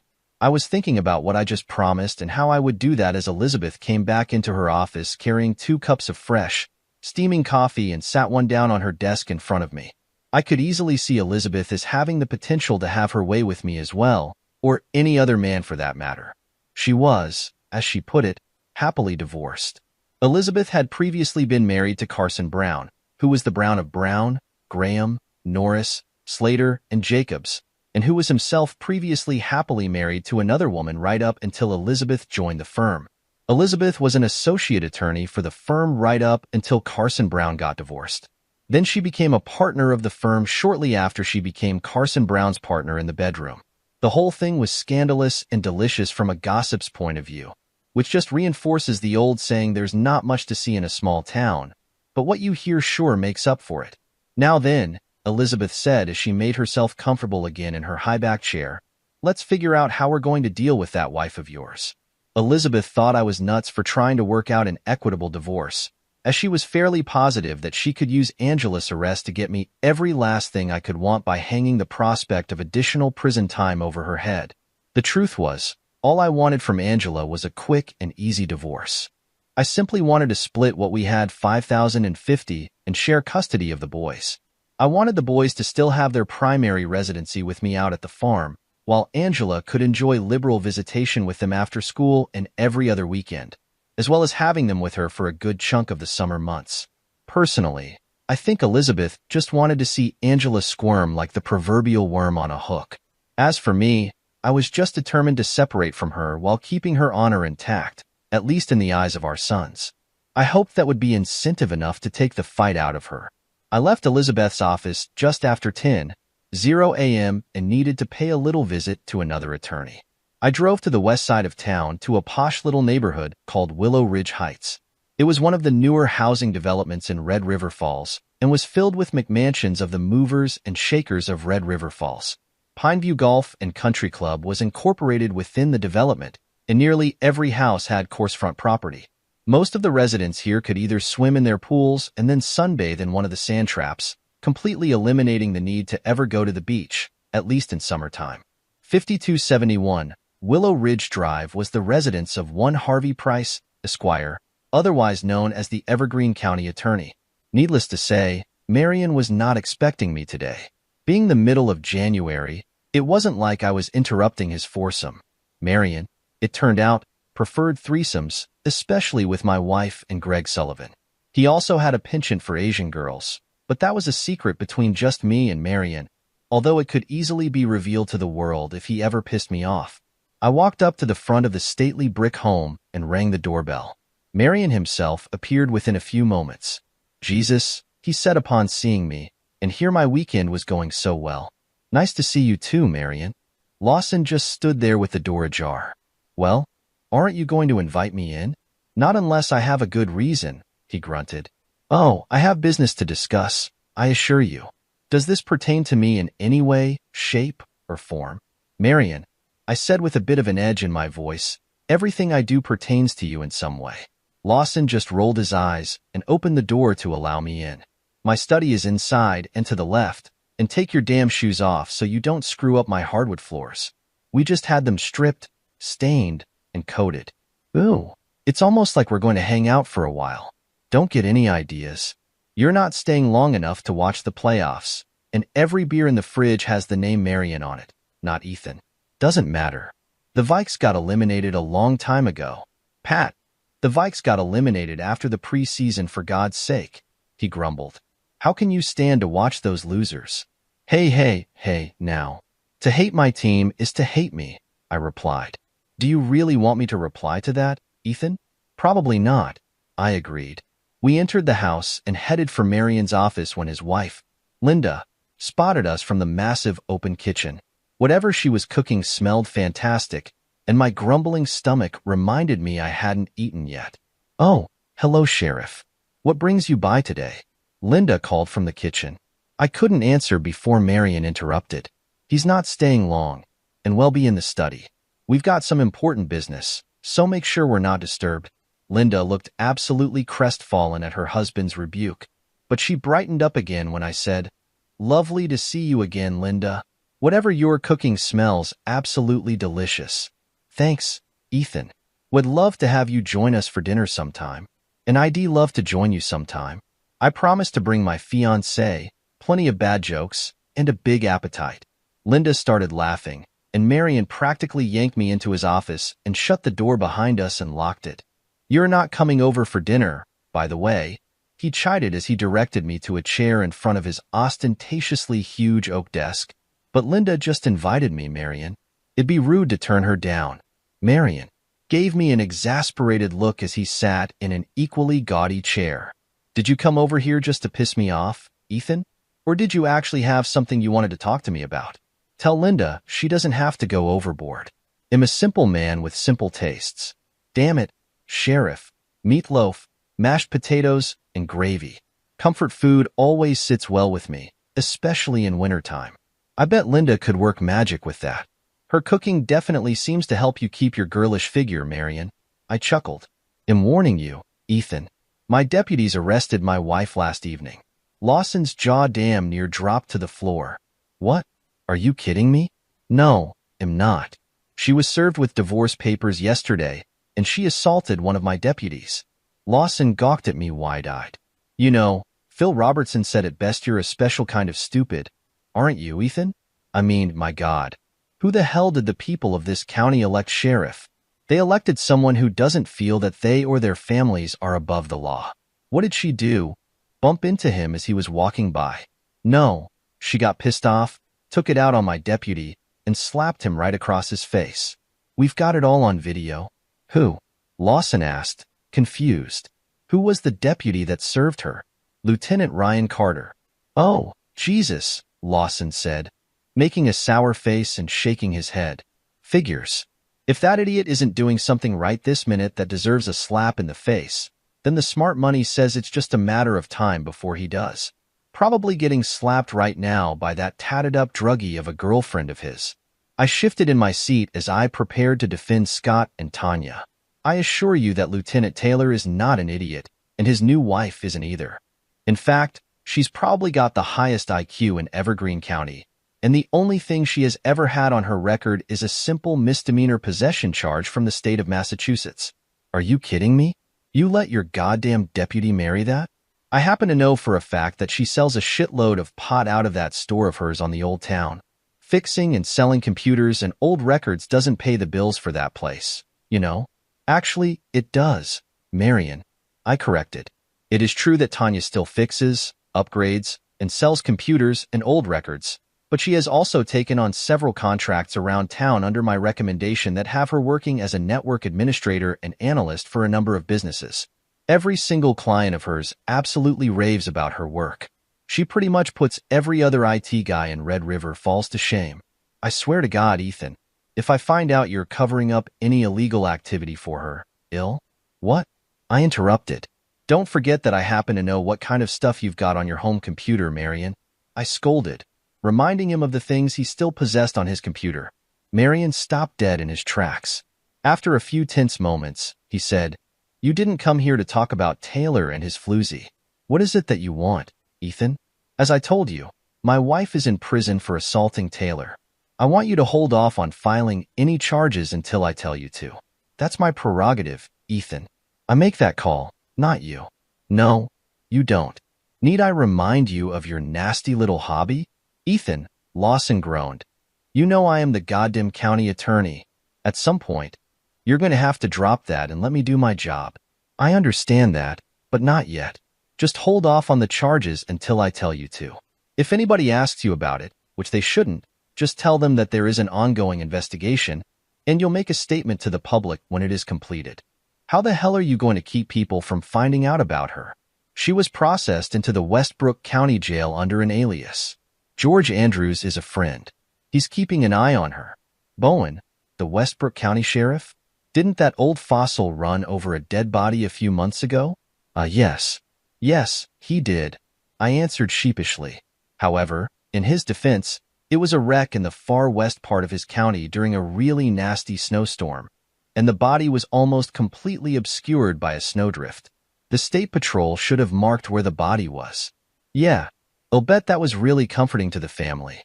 I'm sure the poor undertaker that had to take care of the body appreciated that too. Tell me again, how far did he drag the body under his Tahoe before he realized what the hell was going on? Somewhere between 30 and 40 feet. Look, we're getting sidetracked here. Are you going to play ball with me on this or not?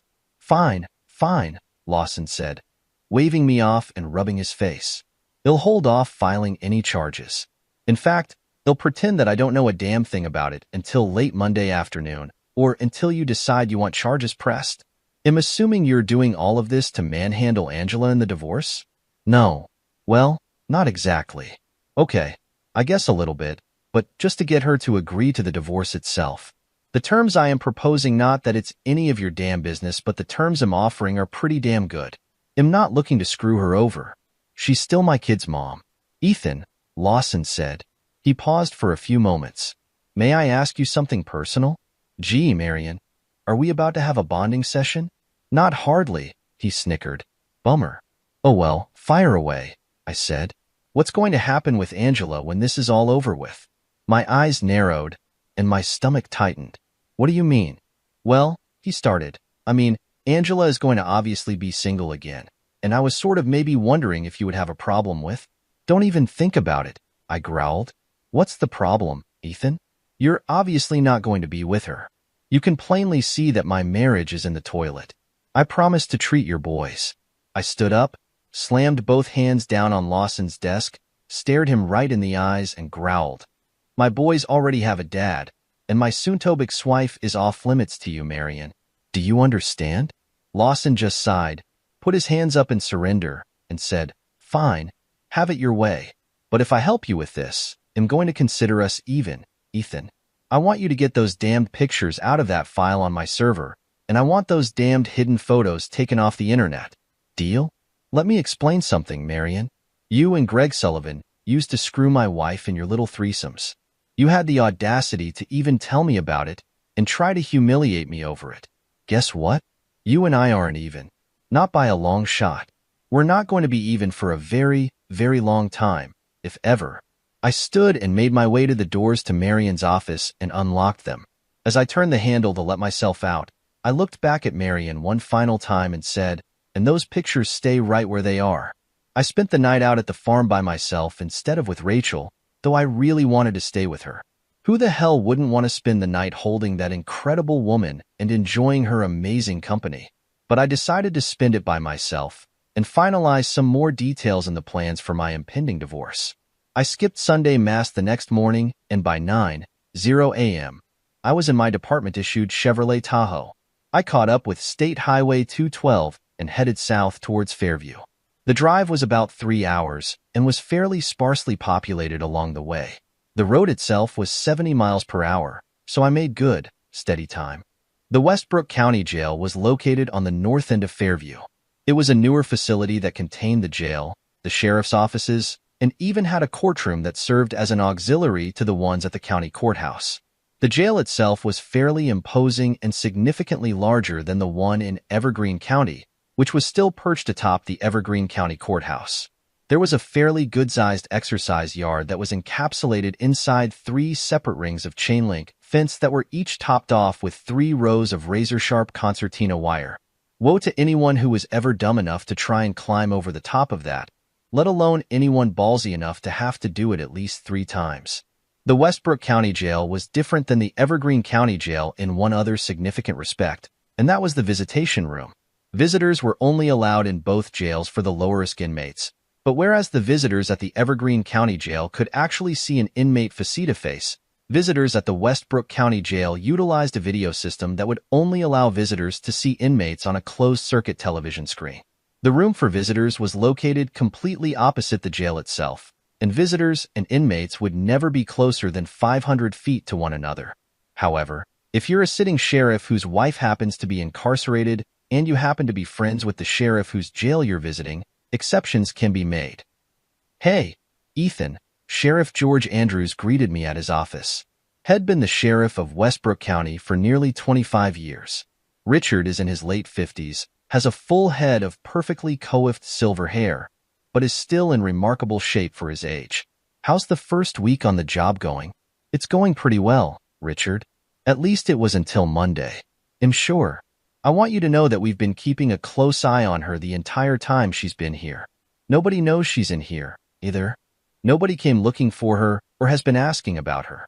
She only made one phone call so far, and I believe that was to her mother.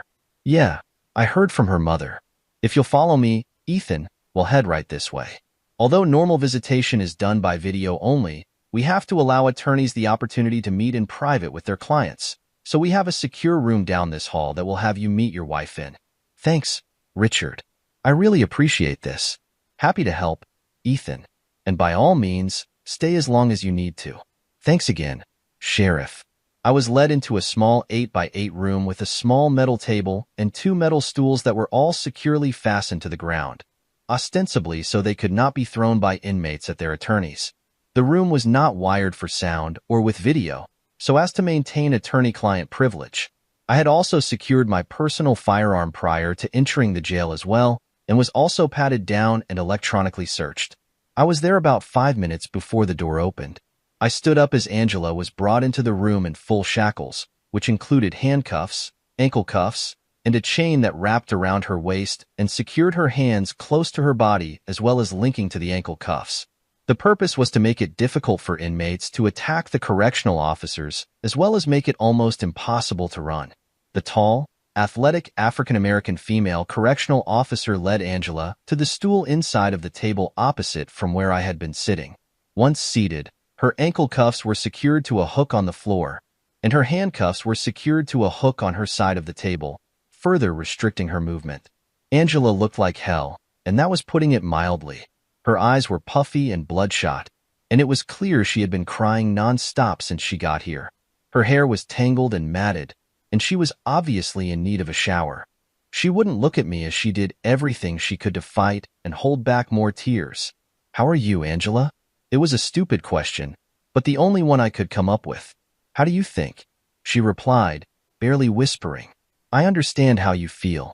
"No, you don't," she said as she couldn't hold back the tears any longer. "How could you possibly understand? How could you do this to me, Ethan?"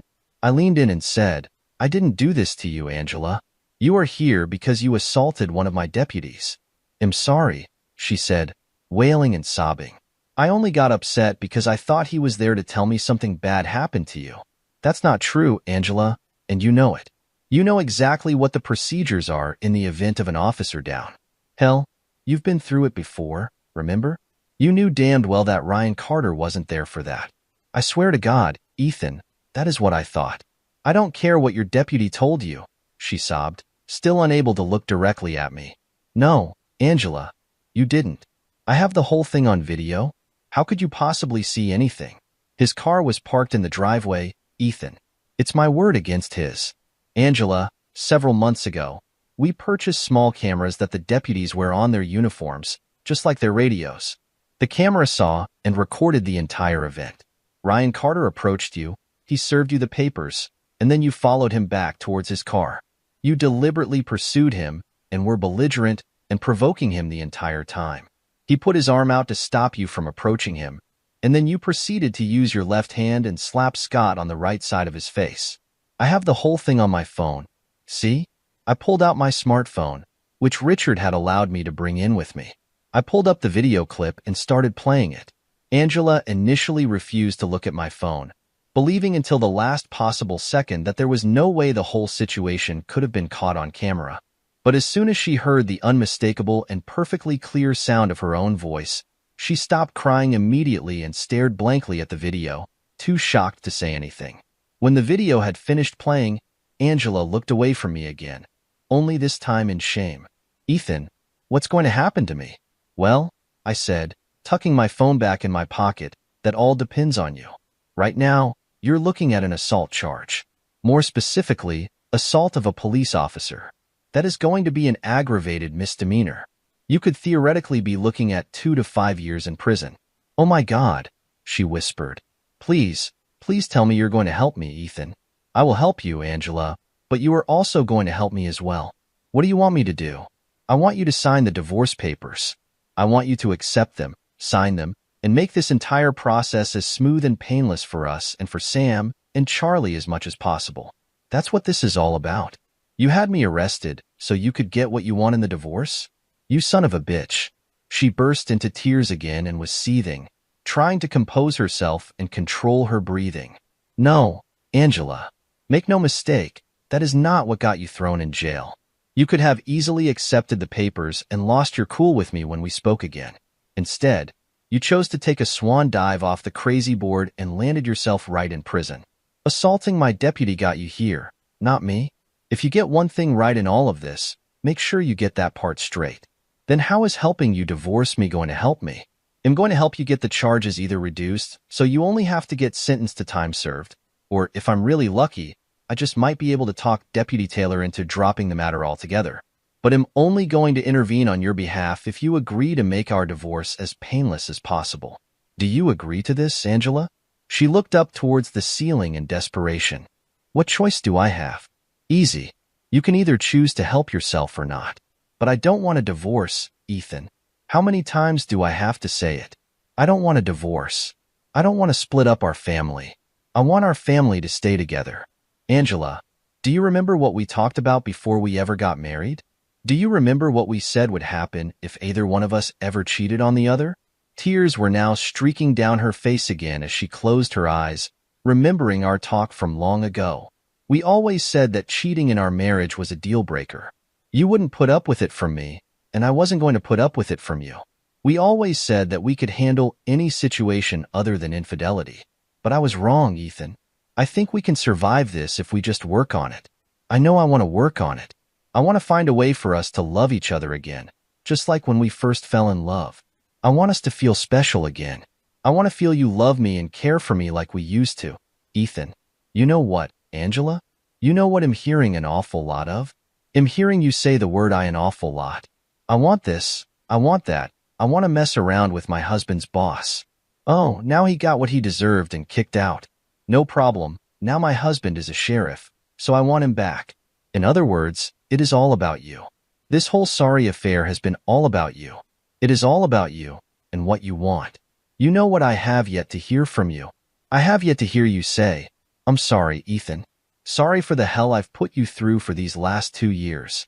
Sorry for the pain, heartache, and humiliation I've put you through. I never heard that from you, Angela. And if you say it now, it won't mean anything because you'll only be saying it because you want to get out of here and you want to get out of a tough spot. There is no easy fix for this. There is no easy way out, and honestly, I really don't care what you say or want now. I am done with you. But I am sorry, Ethan. I'm sorry that I haven't said it until now, but I know that the two of us are stronger than we think. I've seen an entirely new side of you, Ethan. I admit that I took you for granted, but now I see how tough as nails you are. I've seen how hard you fought back, and I know that you can fight that hard for our marriage if you really want to. She begged and pleaded, but I didn't want to. Angela, I don't want to waste any more time with you anymore. I just want it to be over with. You have no idea what you've done. To me, all I see when I look at you is something that used to belong to me but was taken from me. If we ever try to be close again, all I would do is wonder whether you were thinking of Greg Sullivan or some other guy you were with and torture myself with thoughts of whether you were wishing you were with him instead of me. I would always wonder whether I was strong enough, good enough, or worthy enough to satisfy you.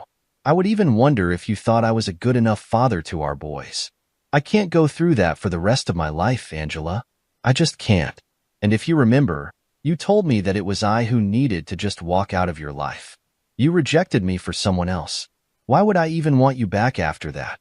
Angela sat there quietly sobbing. I hoped that it was because the realization of what she had done to me, our marriage, and our family was finally setting in. But I also had no illusions that it could just as easily be weeping of remorse for the opportunities that she had that were lost. Please try, Ethan. I'm begging you. I can't, Angela, I said. tears now forming in my own eyes and a lump growing in my throat. There's too much there to overcome. They'll never ever be able to get over what you and Greg Sullivan did. I know myself well enough to know what I can handle and what I can't. You nearly cost me my family and my very freedom, Angela. There's no coming back from that. Just please sign the papers. Sign the papers, and I'll do whatever I can to help you get out of this mess, or at least make it less shitty than it is. If you ever really loved me or cared about me, please do this one thing for me. At the very least, you owe me that. Angela just held her head in her hands and sobbed for nearly 5 minutes straight.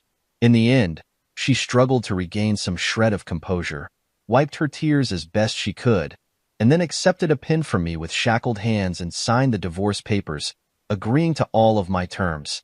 I would pay Angela half the equity of the farm and split all of our savings completely in half. I would continue to carry her on my insurance until she could find suitable employment that would provide her own insurance, or for a period of 1 year, whichever came first. I would help Angela find suitable housing that would be able to serve as a second residence for the boys, as the farm would stay as their primary residence. I would also pay up to 1 year's rent for her to help her get on her feet and would also continue making payments on her SUV until it was paid off. I would also pay for her cell phone for at least 1 year as well. As I walked out, I looked back at her and said, "You underestimated me and my capabilities. You thought I was weak and inferior. Tomorrow morning, when the sun refuses to shine on you, think on your words again and don't forget to regret." I saw her crying and walked out. My attorney, Laura Simmons, thought I was nuts agreeing to those terms. In reality, it probably was. Hell, Angela's mother, Madeline, was now deeply involved with a man named Henry Cooper, who was a multimillionaire dozens of times over. I had no doubt that Madeline would do whatever was necessary to help her daughter. I did all of these things because I wanted to make sure that I treated Angela fairly, and so she couldn't accuse me of trying to screw her over. Using her time in prison as leverage might give some the impression that I was being an asshole, but if things had turned out differently and Angela and Greg Sullivan had gotten their way, things would have been a hell of a lot worse for me in ways I can't even imagine. That happens to cops who go to prison. I did have one little surprise for Angela, however. I did obtain a release order from the magistrate, Judge Rebecca White, granting Angela release on her own recognizance.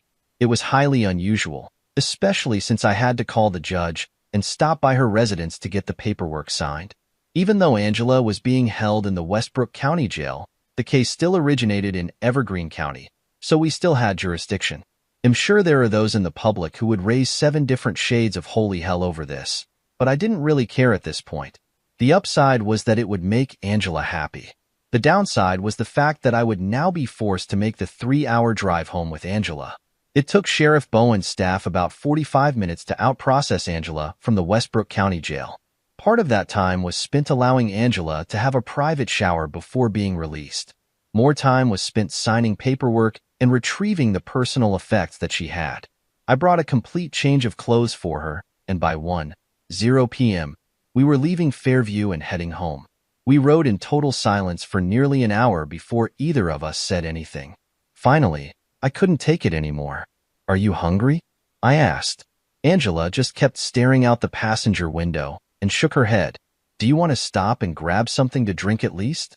"I don't want a divorce, Ethan. I know I signed the papers, but I didn't want to." I kept both hands on the wheel at 10 and 2 and gripped it in frustration. I sucked in a deep breath through my nose and exhaled slowly. "Angela, we've already been over this. It is a done deal as far as I'm concerned."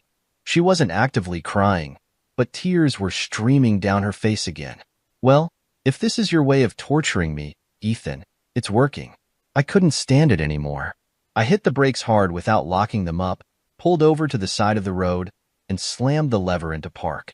"Torturing you, Angela? What about me, huh? What about torturing me? Is that what you think life would be like with me, Angela? Torture? Jesus, woman, you are really dense. I'm not talking about spending my life with you. I'm talking about all the shit that would have happened to me if your little adventure with Greg Sullivan had succeeded. But it didn't happen, Ethan. Okay, everything fell through with that. Maybe it fell through for a reason. Maybe we're supposed to stay together. At the very least, you need to learn to move on from it. You tried your best to make it happen.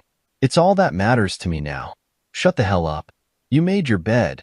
Now suck it up and better sleep in it. I'm never getting back with you. You understand me? Yes, your plan failed for a reason. And that reason was that you had malicious intentions and I loved you. Ever heard of karma? She is a bitch. For God's sake, Ethan, why the hell not? Why can't we at least try to move on together? Why is divorce the only option? I looked away from her. She was so oblivious to her own deviousness and utter insanity that she now physically and emotionally repulsed me. I sat there for a few moments as I could see her giving me a pleading look from my peripheral vision. I did everything I could to look away. It took all I had not to break down, to find some way to keep my cool, and fight the urge to slam Angela's head into the dashboard over and over and over and over again until there was nothing left but her neck and a bloody stump where her stupid thick melon used to be. And then I thought of Rachel, and that familiar serene wave of calm washed over my body, and I once again found my center and the true purpose in my life. I closed my eyes and thought of her and imagined the feel of her body, the feminine strength of her embrace, the taste of her lips, and the smell of her soaps, lotions, and perfumes. It was then that I was calm enough to tell Angela what I had been trying to find the strength to tell her all along. I can't, Angela. There is no way for me to move on from this. To do that, Angela, I would have to go back to being the old me, the one who trusted you and loved you enough not to question whether you would ever cheat on me, the one who never questioned whether you loved me in return. What you did to me, Angela, absolutely changed me on a molecular level, if that's possible. Your affair and the plans you shared with Greg Sullivan to absolutely crush and destroy me changed me into someone I never thought I could be, and that is both amazing and absolutely tragic at the same time. In order to save myself, I had to learn to think just as evilly as you and Bud. In order to save myself, I had to learn to plot and connive and beg and borrow and steal to get what I needed in order to stay out of jail. I have broken laws I swore to uphold just to serve what I believe to be a larger purpose. I have ripped the threads of the law to keep the blanket of justice intact, to safeguard an unknowing public from dangerous people who would otherwise have been free to roam the streets and countryside again. Because of what you and Greg Sullivan tried to do to me, I have become what I despise, and that is to be devious, manipulative, conniving, underhanded, and whatever other adjectives and superlatives you can possibly think of to describe me. But I never did any of those things for myself. I did them for my boys. I did them for the public at large. I did them for you, and I even did them for Greg Sullivan and Harvey Price. I don't have blood on my hands, Angela, but I have a hell of a lot of dirt under my fingernails. I dug myself out of one hell of a hole, and I didn't have a ladder, Angela. I clawed and dug my way up the sides of that pit with nothing but my bare hands. I couldn't go back to who I was before, even if I wanted to. And the sad thing is, there is a part of me, Angela, that actually likes what I am now because I don't have to be afraid anymore. I don't have to be afraid of what might happen to me or to our boys because I know what to do and how to do it in order to survive. I can't be with you anymore, Angela, because I can't allow myself to be vulnerable ever again.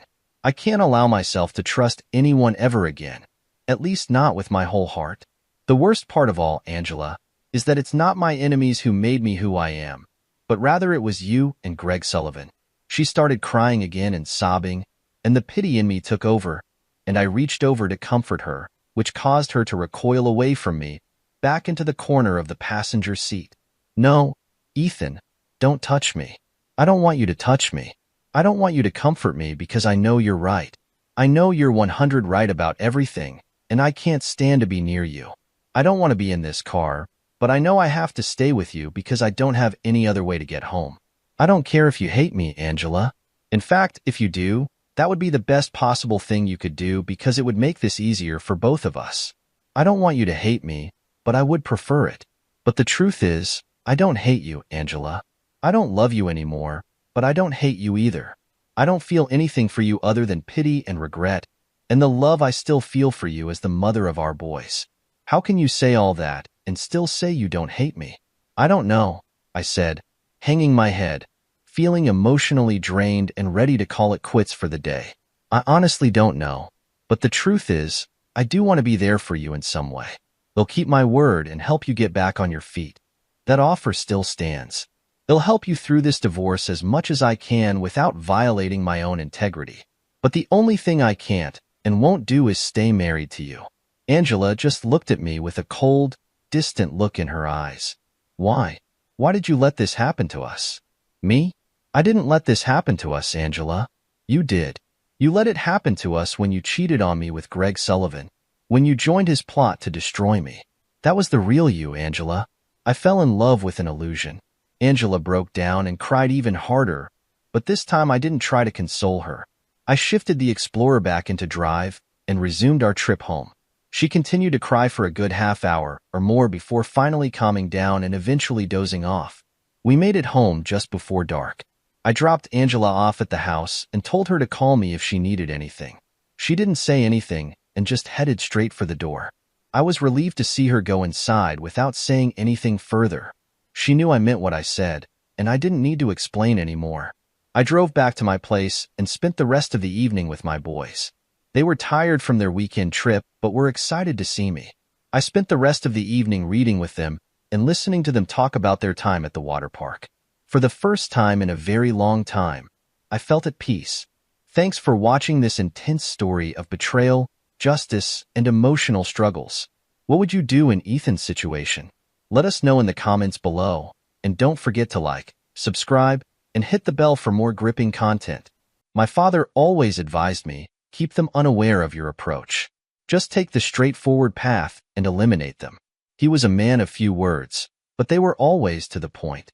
Perhaps this wisdom had slipped my mind lately, but I could sense it looming ahead. It was coming. I reflected on the happenings of the past few weeks, and despite my efforts, I couldn't identify any concrete reason to suspect she was unfaithful. The unease that enveloped me stemmed from a collection of minor incidents that built up, leaving me with a lingering discomfort more than anything definitive. Something felt off, but I couldn't quite grasp it. I was convinced something was amiss, yet I lacked evidence, no clue who was involved, what was happening, or where it might be taking place, if it even was at all. I even began to doubt my own mind. Was I reading too much into things, perhaps overreacting, conjuring up all sorts of scenarios of infidelity, but with whom? I had no idea. Still, my instincts were in turmoil. I felt, rather than knew, that something was happening. Maybe it was the very beginning of a fling or affair, maybe a one-off. The more I tortured myself with thoughts and imaginings, the more certain I became. Strangely, I had been thinking like this for what seemed like weeks now, yet how long had it been going on before I became even slightly aware something was amiss? I took another slug of my bourbon. The ice rattled in the glass, telling me it was time for a refill. I caught the cafe tender's eye, and he nodded. He slid along the cafe and replaced my glass with another double bourbon on the rocks. He gave me a half smile, as if reading my mind. He had seen the same look many times before. His look was one of support yet sympathy at the same time, as he recognized the tortured look behind my eyes. The sweet taste of bourbon warmed the back of my mouth and throat as I took another gulp. I must take it easy, I resolved, as I looked around the cafe, taking in the handful of other drinkers. It was quiet, the low murmur of chatter just filling the room with unintelligible words and adding a backdrop to my growing sense of misery. There was no joy here. The faces of the patrons that filled the cafe were all bland and unremarkable. No one stood out, all nondescript and average in every way. The only woman in the place, in her 40s at a guess, slightly overdressed for the time of day in the place, looking a little desperate maybe, was being fed drinks by an older guy. He looked as if he was hoping to get lucky, and looking at her, he didn't need to try so hard, I thought. She already had his number. Other souls seemed to be just passing time while the rain outside fell and further dampened spirits. Soon, each would run out of reasons to stay in the sanctity of the cafe and make the journey homeward. I was still undecided about what I was going to do. So what's the story? I turned in the direction of the voice. She looked at me, eyes boring deep into my soul, it felt like. I opened my mouth to speak, but no words came out. She stood in the dimly lit bar, water dripping from her as she started to slip her coat off. "What are you doing here, Sophia? I was worried about you. I had an idea I'd find you here, so here I am. Want to talk?" I looked at her, my mind trying to regain some balance as I stared at her. Worried about me? Why? What do you mean? I looked at her, trying to see what she was thinking, worried in case she was trying to catch me out in some way. Could I trust her? I sipped my bourbon and ordered her a vodka and soda, which was delivered with some style by the cafe man, smiling now as he took in the sight of Sophia. She caught his eye as he served her, smiling one of her sweet buttermelt smiles as his eyes wandered across her cleavage.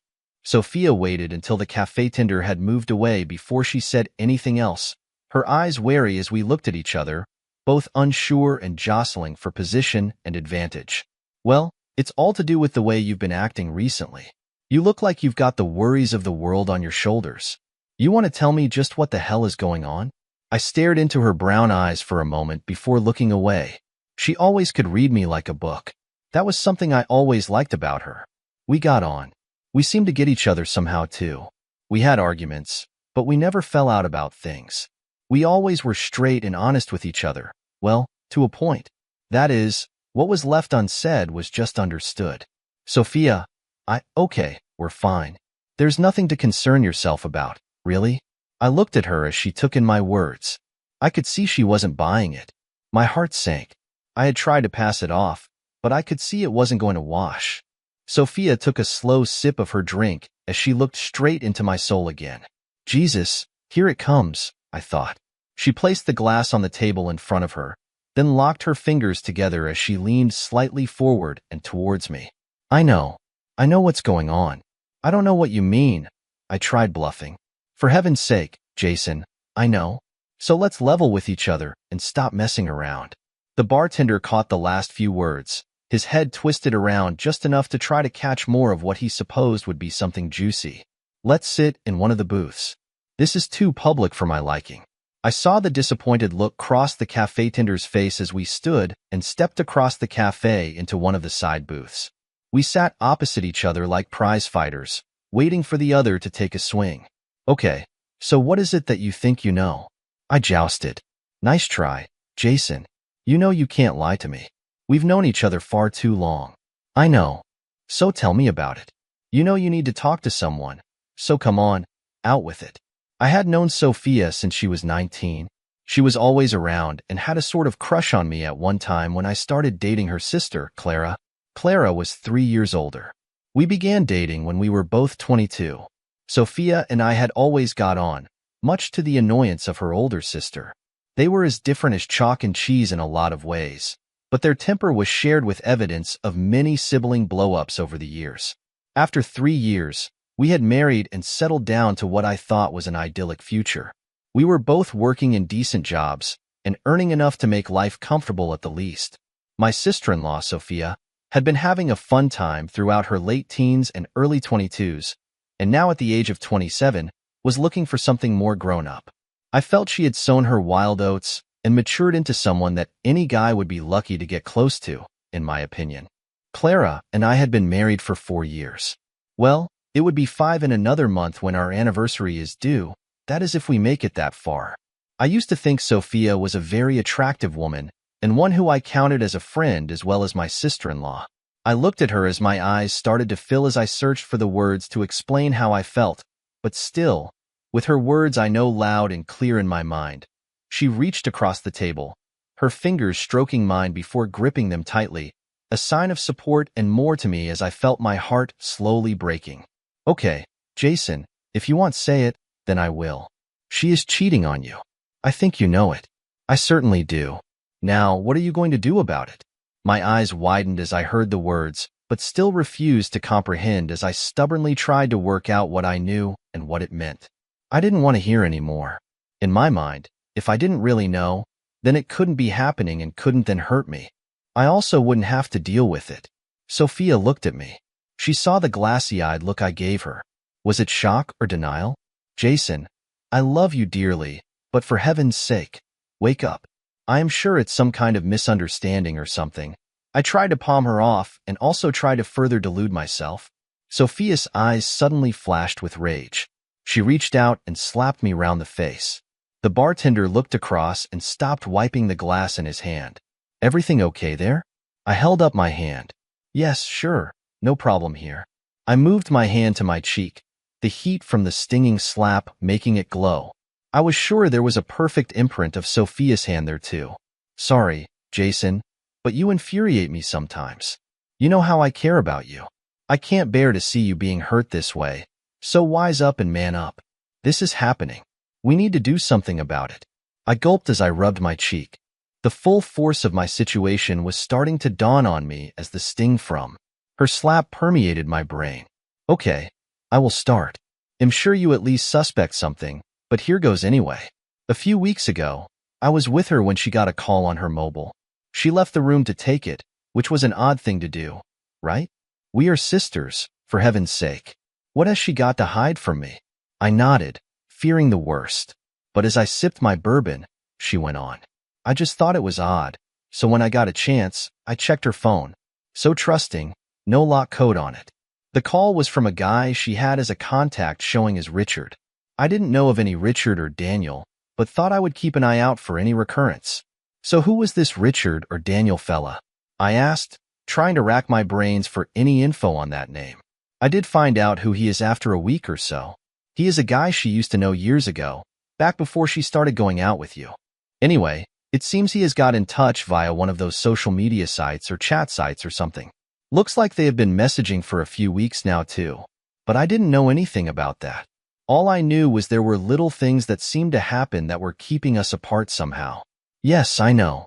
But that was all part of what they were doing. Nothing obvious, but just seemed like things were falling into place for them. So it is just a couple of friends messaging each other, reliving old times or something? Yes, seems like that was how it started anyway. You mean something has happened? Happened, yes. You telling me you haven't noticed anything a little bit suspicious? Only that it seemed like circumstances seemed to be conspiring to keep us apart, and of course the obvious lack of opportunity for any fun too. Sophia looked at me with a look of incredulity on her face as if I was stupid or something. What? I stared back at her. Jason, I love you dearly, but for heaven's sake, get your head out of your bum. The reality was seeping deeper into my befuddled brain as her words were making it more real by the minute. This is serious, I thought. I took another gulp and braced myself. How far has it gone? Do you think, or do you know? Sophia looked at me. Her eyes flickered and looked away from me for a split second. That was all the answer I needed. When? How? Where? I asked in quick time, my mind playing catch-up now as I felt my rage starting to brew inside. The race between logic, common sense, and pure animal rage was off and running. I know she has met him at least 4 times over the past 2 weeks. I wasn't sure at first and only really knew for sure 2 days ago that it had progressed. I had lunch with one of my girlfriends who works with Clara, and she let something slip. I didn't let on at the time, and she covered it well, so I let it slide. She met him twice for lunch, and it turns out at least once for dinner one evening 2 weeks ago. Does that fit in with what you have noticed? I looked at her as I took in her words. There were a couple of times recently when I had called her office to arrange a lunchtime meet. She wasn't there, or had just gone out. Was that when she met him? Then 2 weeks ago she had had that conference thing she just had to attend. It was a late notice thing and arranged for after work. She had gotten home late that night, after midnight. Thinking back, she had come in saying that it had dragged on, and the team had gone for a drink in the resort bar to unwind before leaving. No fun that night. I remember too, and she hit the shower before bed too. My mind was racing. My brain scrambled as I took in these hurtful facts, each one piling on the agony and twisting the knife that was firmly embedded in my heart. Screw this, I suddenly spat. Sophia looked at me, her eyes now showing concern. Jason, what are you going to do? Don't do anything stupid.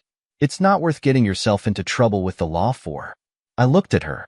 I could sense from the look on her face that she had seen the change. My face felt like stone. My heart was now a granite block. My body was preparing itself for what was to come, and she could see it. Screw it. I will not put up with this in any way. It will stop. I will stop it. There is no room in my life for a cheater. She will pay. He will pay too. My eyes glazed over as the fury inside built. My muscles tensed, fists tightened. I was never a violent guy. I had my share of confrontations when younger, but never ever looked for trouble. Just sometimes, you need to step up and face things, which is what I did then. I was just a little out of practice, is all, But that was going to be remedied fast too. Jason, whatever it is you have in mind, take a step back. Think about it. Don't rush in without a plan, or it will all go to hell. You need to think and prepare, or you will end up getting burned. Her words soaked through my rage, seeping into the sensible part of my brain, and made sense in a weird way. It helped me calm down some and realize that what I had been suspecting was indeed true. So I wasn't going crazy, at least. Is that where you think she is now? I looked across at Sophia. I could see her eyes had filled, and a tear had started its lonely track down her pretty face. Yes, I know she is with him now. That's why I came looking for you. I felt the rage stirring again. My fist thumped the table. Several people in the cafe turned and looked. I raised my hand to the cafe tender. He gave me that half smile again. How the hell did he know? Do you know where? I asked, more in hope than anything else. No, I don't have a clue. But I will see my girlfriend again tomorrow and find out what I can. I know he is married with a couple of kids though, not sure where he lives, but I will do what I can to find out if it helps. I reached for her hand, holding it tightly as I brushed the tear from her cheek. Thank you, Sophia. I know this is hard for you, but I do appreciate it, really, I do. What will you do? She looked at me worriedly. I know I can't do what I want to, at least not yet, but I will stop this, and when I do, it will be final, and there will be retribution. No remorse. But they will both pay. In the meantime, I will secure what is mine, get the evidence I need for whatever I decide to do next. Sophia looked worriedly at me as I finished my bourbon. I caught the cafe tender's eye, and he poured another for each of us. As he shuffled over, I could see Sophia was wanting to say something. I held my hand up to stop her until the drinks were served. I slid a note to him. Keep the change. He nodded and left. So how long before you confront her? I have a lot to consider. I will make a couple of calls tomorrow. I need to secure my assets, and he'll make sure that she does not get a cent from me. Not 1 cent. You know it will be difficult to be around her, don't you? Yes, I realize that. But it has been like that in a way for the past few weeks anyway. I am guessing if she hasn't noticed now, she won't see any change. Sophia gulped her drink down and stood. I have to go, Jason. Can we talk again tomorrow? I will find out what I can for you. She slipped her coat back on. I stood and helped her, feeling her close to me. Damn, she looked so much like her sister. She looked up at me. I could see the tears in her eyes as I kissed her cheek. Go home. I will be fine. I will call you tomorrow. She smiled and turned away. I watched her step through the door and into the dark and wet evening. I breathed a deep sigh as I sat down, wondering what to do now. One thing was certain: they will pay, and it will be swift, relentless, and unforgiving. I don't recall much after that. Somehow, I woke in my own bed with a mouth like the bottom of a birdcage. My head was still swimming as I raised it off the bed. Rolling over, I noticed I was alone, and there was no sign of Clara. My senses slowly awakening as I heard noises from downstairs. Sliding my feet over the side of the bed, I tried to stand. Oh my, what did I do to myself last night? I thought. I staggered to the bathroom and started to rouse myself from the aftermath of my bourbon cloud. I wandered downstairs in a haze of pain. My joints ached. Everything seemed to hurt. Stepping into the kitchen, I saw her. Hello, love. What did you get up to last night to get into that state? Wouldn't you like to know? Had a drink with an old mate, is all. Got carried away. I sat and poured orange juice, swallowed it, and went for another. Oh really? Who was that? Anyone I know? My mind clicked into gear. No, I don't think so. It was Daniel. I knew him from way back. Haven't seen him in years, and he is in town for a couple of days on business. Daniel? There, just a flicker of something in her face as she turned. Yes, I am sure you may remember him, thinking about it. We were at college together, played football for a couple of years. Tall guy, dark hair. He asked after you, anyway. Clara looked puzzled. Sorry, I don't recall a Daniel. Still, as long as you had fun.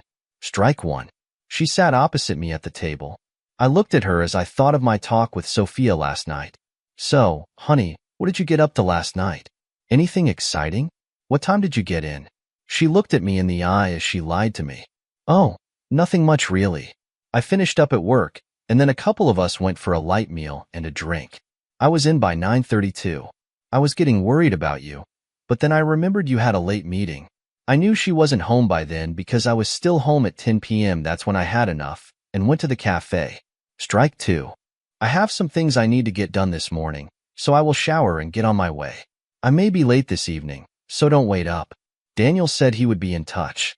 We still have some catching up to do. You will have to invite him over if he is here for a few days. It's nice to catch up with old friends. Sure, I will do that. You must remember him, love. She looked at me blankly, her face trying not to react or give anything away, but she felt something. I could see it. Maybe it will come back to me later, love.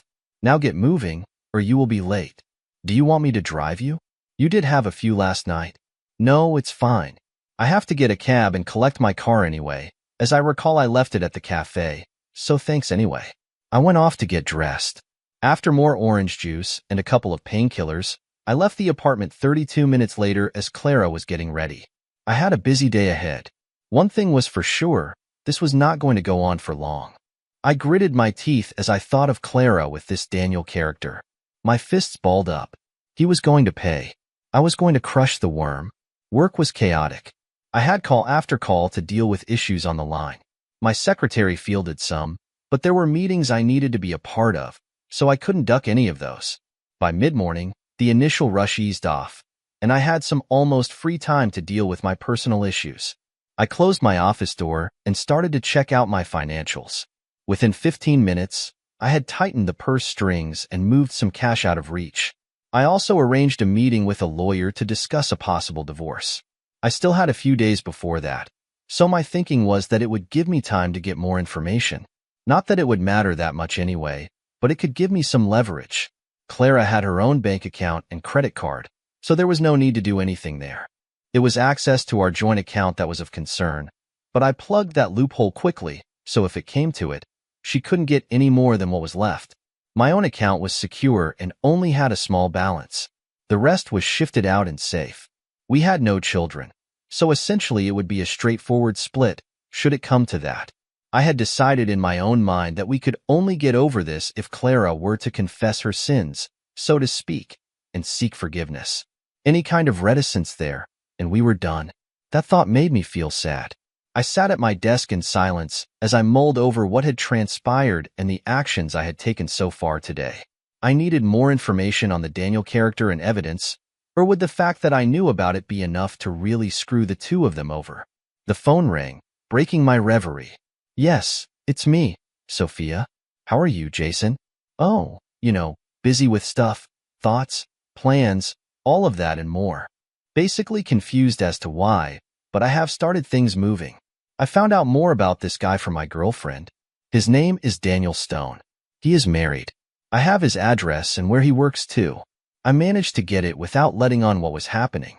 My friend knows Clara and has seen her with him recently. From what she says, they are getting real close with each other. As much as they try to hide it, the signs are there, she says. Has she seen them together? Yes, they were at the restaurant the other evening after the conference. They stayed on after everyone else left. She said they looked cozy with each other. Well, at least that's a start. I'm sure they have CCTV there if needed. Anyway, give me his details. I need to get on with this. It is chewing me up inside. I don't know how long I can keep it in. Sophia passed over his details. Within a few minutes, I had found his social media page and had a photo of him. That's when I thought I remembered his face. It was familiar, but where and when did I see that face before? I looked at the clock. It was almost lunchtime, and I decided to give Clara a call to maybe meet up or just to stir the pot some. My heart was cold as I made the call. The knot in my stomach seemed to swell fit to burst as I heard her answer. Hi, honey, she said, recognizing my number. Hello, babe. What are you doing for lunch? I thought we could meet up if you were free. Oh, sorry, honey. I have a meeting scheduled in 32 minutes that will go on through the afternoon. I was going to grab something quick from the deli next door. That's okay. What's the meeting about? Anything exciting? Same old routine stuff with a new client is all. A Mr. Dawson, I think it is. Her words cut through me like a knife. She was almost rubbing it in my face by telling me who it was. I held my breath for a few seconds while I tried to keep it together. Honey, Are you there? Her voice sank through the earpiece. Yes, I am here. Strike 3. You and Mr. Dawson will be getting yours real soon now. No reprieve and no mercy. Total scorched earth. Yes, love, I am here. Sorry, was distracted by something I just thought of. Look, I have to go, and I know you need to get yourself ready for your meeting too. So have fun, and I will see you later. Okay, bye. Love you. Bye. I put the phone down. I was seething. I sat grinding my teeth when my secretary popped her head around the door. Jason, I am going to that deli down the street. Do you want me to get you something? I thought for a moment. Yes, get me anything. Surprise me, as long as it is big, hearty, and has lots of red meat inside. I feel in the mood for something to get my teeth into. She looked at me strangely and nodded as she closed the door. She thought her boss was acting a little strangely. He had been closeted all morning. Businesslike, yes, but there was also something else. There was something brewing. She just knew it. Sophia called by her sister's office. As she strode into the foyer, she saw her sister step out of the elevator and walking towards the front door alongside a tall, dark-haired man. He looked to be about 32, so a couple of years older. She recognized him after seeing his photo online. Daniel Stone. She stepped in front of her sister, who jumped in surprise seeing her. Sophia, what are you doing here? Sophia looked at her sister, seeing her discomfort at her obvious plans being interrupted. Just thought I would drop in and see my sister, and maybe go for lunch. She smiled innocently. Well, me and Mr. Dawson here are having a business lunch, so maybe. Another time. He held out his hand. Daniel Stone, nice to meet you. Pleased to meet you, Mr. Dawson. Have you known Clara long? He looked a little flummoxed at her question. Clara started to pull him away. Look, Sophia, we have to go. We have a meeting. Catch up soon. Sophia smiled as she watched the couple go out the door and into a waiting cab. She caught her sister looking back at her as it pulled away. I sat in my office, chewing my way through a huge sub. It was filled with red meat, and I smiled to myself as I gnawed at it slowly, savoring it as I thought of my next steps. Sophia had confirmed that Clara had left her office, so I had called her secretary and found that she was going out all afternoon. Well, isn't that just great? Everything was set as far as my finances were concerned. I had a locksmith on speed dial and had agreed what was required in advance. My lawyer was primed and ready to fire as soon as I gave him the rest of the information he had asked for. Okay, tonight was going to be the first stage. I was going to really screw with the pair of them for a little while before I pulled the trigger. My old man always told me, don't let them know you're coming for them. Just take the direct route and annihilate them. A man of few, but very direct words. Maybe that was something I had forgotten recently, but it was coming. It was on its way. That evening, I was home when Clara came through the door. She looked fine, nothing out of place, smelled normal too, until I went to kiss her. It was unmistakable, a man's cologne, faint but still there. She saw me look at her. I said nothing, gave her a light kiss on the cheek, and headed for the door. Where are you off to? Are you okay? Yes, I am fine. I have a problem I need to deal with, is all. Just popping round to Ethan's. He invited me over for poker with a couple of the guys from work. I thought it would do me good. Won't be too late. With that, I closed the door behind me, and grinding my teeth, I got in my car and slipped down the driveway. I drove to Ethan's, pulling up outside his place. He ushered me through the door and into his garage. Ethan, an amigo from way back. He has always sailed close to the wind, had his issues with the police in the past, but given his particular brand of combat training, he was the ideal friend for what I had in mind. You don't screw about with a cage fighter. Ethan was a big guy. He was 63 and 220 pounds, all muscle. Not the sort of guy to mess with, believe me, with a temper to match his size. He was formidable, yet we had been firm friends since school. I had called Ethan earlier, and he had offered his help in any way, no questions asked, no matter what I needed. That sort of support. We quickly slipped through into the garage, and I changed my clothes into a pair of dark overalls with a matching ski mask. We looked like two mime artists. We stood looking at each other. No words were said as we got into a nondescript second-hand car he had got hold of. Nothing remarkable or noticeable about it. Cruising slowly across town to the address Sophia had given me, still no words passed between us. We had agreed the format before, so there was no need to say anything else. Ethan stopped the car outside Daniel Stone's home. There was no sign of life as far as we could see. We waited in silence as the front door opened. We saw him step out. He got in his car and eased down the road. Ethan followed at a safe distance. We already knew where he was going, so there was no rush or panic. Parking at the driving range was no problem. We stayed in the car as Daniel Stone went for his customary 50-ball bucket. It was something he did every week, apparently. Amazing what you can find out online if you know where to look. We settled back. The radio was on, and Kenny Rogers was crooning quietly. Ethan looked at me as the words fell from the radio.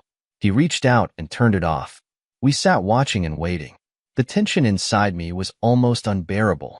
It was difficult to keep still and not step out and walk around, but that was risky. The car park started to empty until only a couple of other cars were left. We both tensed as we saw him making his way to his car. Ethan got out and stealthily made his way towards the target. Daniel Stone was still reliving the last shot of his practice when he lifted the lid of his boot.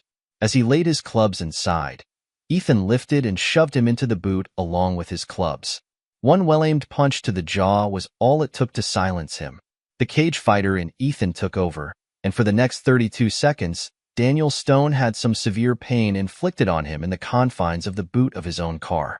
Satisfied he had used the human punch bag just enough, Ethan switched his attention to Mr. Dawson's groin.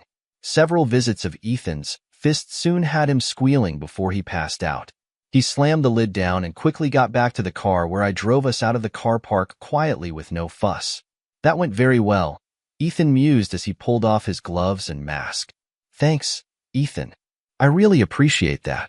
Don't worry, pal. Anytime. I still owe you and could never repay you for what you did for me. Well, that's what friends are for. At least your hands aren't banged up, and there was no CCTV on the car park, so the job is done, as they say. Let's get back and start that card game. The others will be there by now. We drove back, and for the next 4 hours, we played poker for fun, no high stakes. We were mates, and mates don't rip each other off. The atmosphere was good. The guys all knew what was going on and were behind me all the way. That alone made me feel good. I knew I had to do my business with Clara real soon too, but first I was going to mess with her head. I stumbled through the door just after 1 a.m. I exaggerated the amount I had to drink. Ethan had got one of the guys to drop my car off. Clara was up waiting. Time for an Oscar-winning performance, I thought. Honey, why are you up? I told you I would be a little late. Are you okay? She looked at me closely. Ethan and the guys just dropped me off in my car. Afraid I hit the bourbon a little hard again. I threw my jacket at the coat pegs and missed miserably, slumping into the sofa. I looked at her. Clara sat, her arms crossed, with a look of disgust on her face. I stared, goggle-eyed at her, my expression blank. What? She just tootayed. She was bursting to say something. Come on, out with it. What is going on, Jason? Is there someone else or something? You are acting really weird lately. I laughed. I could feel my anger brewing and bubbling inside me. I swallowed it back down. All in good time, Jason. Take a chill pill. I am fine, my petal. I've been having a rough time recently, is all. We'll be all over soon. Clara looked at me, my words playing on her mind. I could see it. She wasn't sure, but there was definitely something. We went up to bed. I made a thing of collapsing and dropping, apparently off to sleep almost immediately. That pissed her off. She was up for the Foolin' Row, but I wasn't playing. The next morning, Clara was up first and brewing coffee. I rumbled down the stairs, acting obnoxious and as if I had a hangover. I bounced into the kitchen. Morning, lover. How are you? My oh my, I have a head on me again. Got anything I can take for it? She tossed some headache remedy at me as I sipped my coffee. She seemed quiet. I saw her phone on the kitchen table and wondered if she had been called by anyone. Clara saw me looking at her phone. I could tell she wanted to reach for it, but it would have seemed odd. I poured some more orange juice and casually picked it up. I saw a look of panic flash across her face, so she had gotten a message somehow. I just looked at it quickly before sliding it across to her. Needs charging, love. Don't want a flat battery to stop any messages getting through.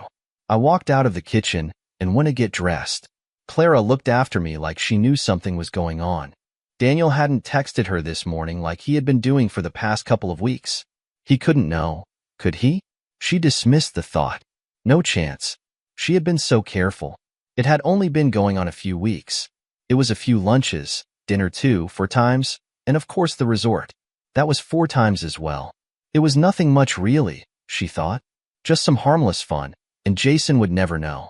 He wasn't going without, was he? That suddenly made her think. When was the last time she had fun with her husband? Oh my, she couldn't remember. Maybe that was it. She needed to do something about that, and fast. She had been so wrapped up with Daniel that she had missed what was in front of her. The one sure thing that would make Jason suspicious. I bowled down the stairs and almost flew out the door as Clara tried in vain to grab me for a deeper kiss than normal. I was not having any of that. I waved and smiled as I pulled out of the drive and cruised to work. Around 11 a.m., I thought I would send Clara a text just for fun. Sorry about today. A lot on my mind, but it will soon be resolved. Love you. I settled back, waiting for something to happen. Just after lunch, Sophia called in to see me. Jason, what the hell happened? What are you on about, Sophia? Daniel Stone was found in the trunk of his car, battered by one of the tennis club employees earlier today. Clara told me about it. She is in bits over it. She is really rattled. I told her that these things sometimes happen nowadays, and it is awful when it is someone we know, but not to read too much into it. You did it, didn't you? Oh my, was he badly hurt? I can't say I care too much either way, but no, I didn't lay a finger on him. Well, he is just beat up a bit. A few cuts and bruises, I hear, but nothing broken, it seems. Did you ask how she found out? Yes, she said she had a meeting arranged with him today, and his company called, saying he was in the clinic. His wife had rung them. That's very cute. Plausible too, but cute. Maybe next time it won't be so easy for them all. What do you mean, Jason? Accidents happen in the strangest places. That night, when I got home, Clara wasn't indoors. Her car was gone. No message. I called her phone. Where are you, love? I asked cheerily. Oh, I am at the clinic, visiting a friend. Won't be long. Just on my way now. Okay, well, I hope she is on the mend. Anyway, see you soon. Love. Love you. Bye. I clicked the phone off before she could reply. 30 minutes later, she arrived home. Her face looked gray and haggard. How is your friend? I hope it's nothing too serious and she will be out of there soon. Clara looked at me as if she wanted to say something but thought better of it. Oh yes, it's nothing too dramatic. She just fell and ended up with some nasty bruising. We'll be home in a few days. That's good. Coffee? Yes, thanks. Clara looked at me as she sipped her coffee. One of my company's reps was assaulted the other night. She left the statement hanging, looking for a reaction. Oh my, really? What happened? He was beaten and left in his car overnight. Oh dear, that's terrible. I hope the police catch whoever did that. Is he okay? Yes, he is, thankfully. Daniel wasn't hurt too badly. Just seems like they wanted to beat him up for no reason. Nothing was stolen or anything. Strike 4. That's the Daniel you said you didn't know about. She saw me looking at her and knew she had slipped up. She tried to cover it, but she knew it was too late. She also knew now that I knew too. Hastily, she made an exit to get changed. I suspected that she would be on the phone any second now, but who to? I decided that I needed to review my plan as things were moving faster now. I needed to move things along a bit. I called up the stairs to Clara and told her I needed to go out for a little while. Not to worry. I won't be long. I drove to Daniel Stone's home address and knocked at the door. The door opened, and a petite, dark-haired woman stood in front of me. Mrs. Stone, you don't know me, but I have something to tell you that is rather delicate in nature. May I come in for a moment? She looked at me, nervous but intrigued at the same time. Cautious. My name is Jason Adams. My wife is Clara Adams, and she has dealings with your husband. I stopped there as she got a look on her face that emitted realization and dread at the same time. She stood away from the door and ushered me inside to the lounge. I take it this has something to do with the two of them? I could see the pain building in her eyes already. Yes, I am afraid it has. They have been having an affair. I found out a few days ago. I am sorry to have to break this to you. I also know he is currently in the clinic. She seemed to fold inwardly. Her head sank to her chest, and tears flowed easily for a few seconds. I knew it. I knew he was at it again, she spat. I am going to divorce Clara. She has had enough chances to come clean, and I can't take her lies anymore. I am not too sure how long it has been going on, but I am satisfied she has betrayed me, and that I cannot forgive or forget. Does this have anything to do with the beating he took the other night? I looked at her imploring eyes. I quickly decided my course of action. I don't know about that. I didn't lay a finger on him. This has happened so fast for me. I am still in shock myself. Whoever did it is okay with me. Sorry, but that's how I feel.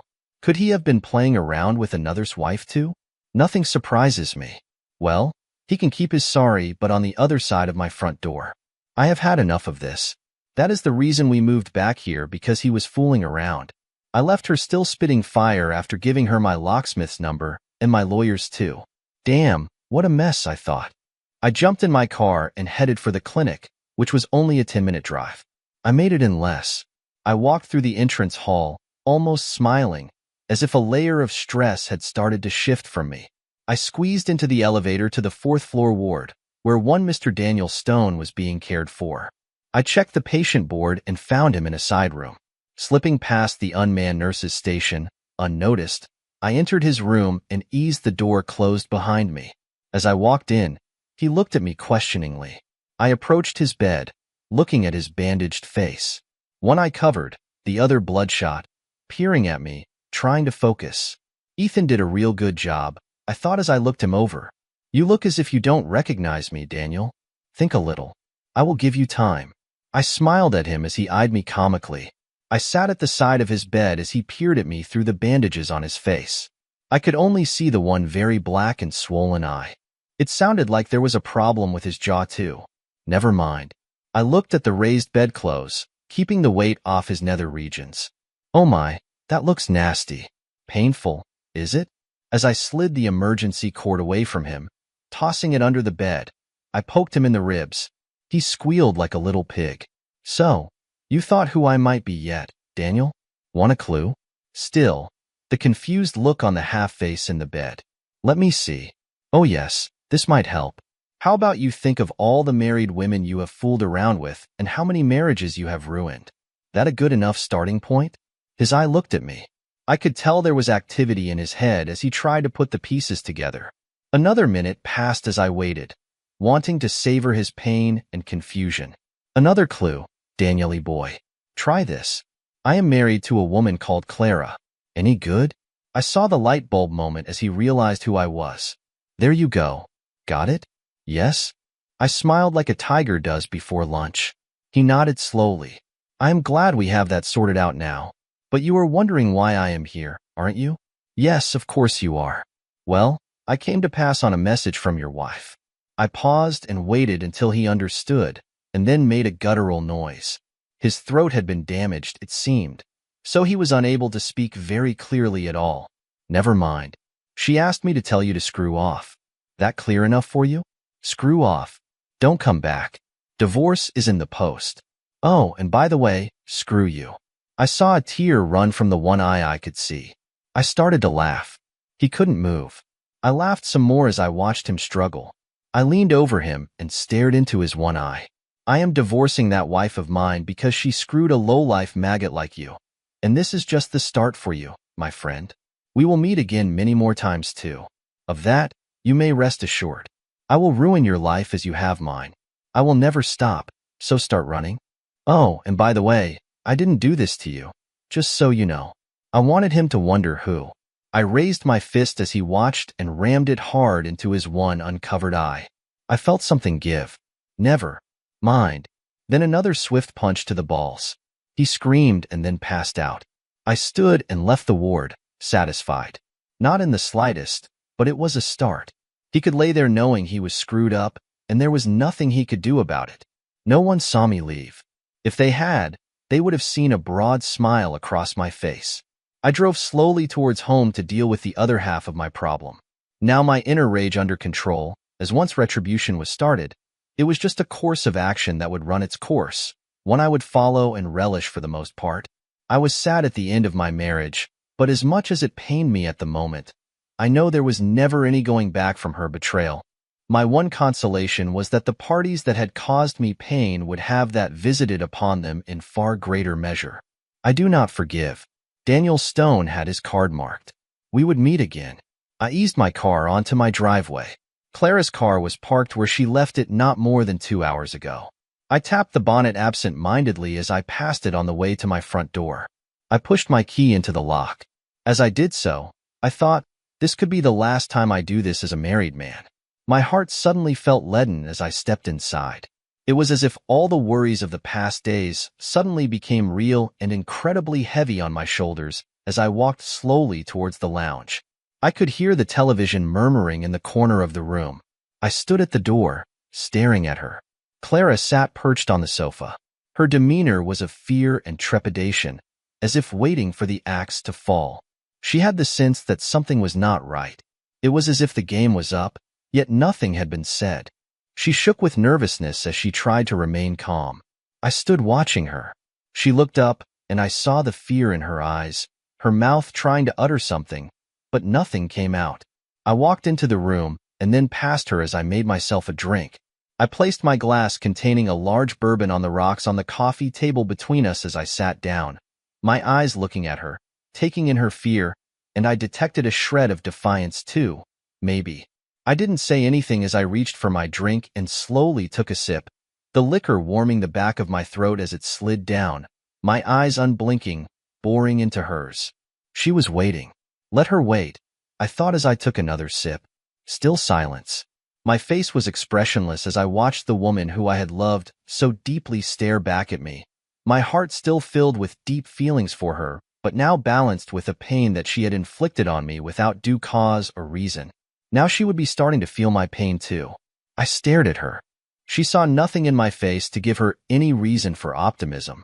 So much was being said already between us without any words whatsoever.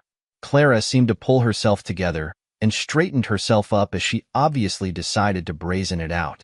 She had no idea what I knew, and she couldn't stand the incriminating silence any longer. Where were you? Her eyes gave away her concern as I sat motionless, silent. Talk to me. Damn it, she rattled. I took another slow pull on my bourbon. I do love a bourbon after a busy day, I thought as I watched her getting more stressed. What is wrong with you, Jason? She hissed, getting angry at my silent treatment of her. Okay, Clara, I will tell you where I went, as long as you tell me where you have been. Deal? She looked at me unsure and wary as her mind started working faster, like two prize fighters weighing each other up, not sure who will make the first move, wary of the counterpunch. I told you I was at the clinic visiting a friend. What is all this about? She sat back, arms folded, satisfied with her opening shot. I took another slow pull on my bourbon. Dear, I just knew you would say that. Want to take another try at that?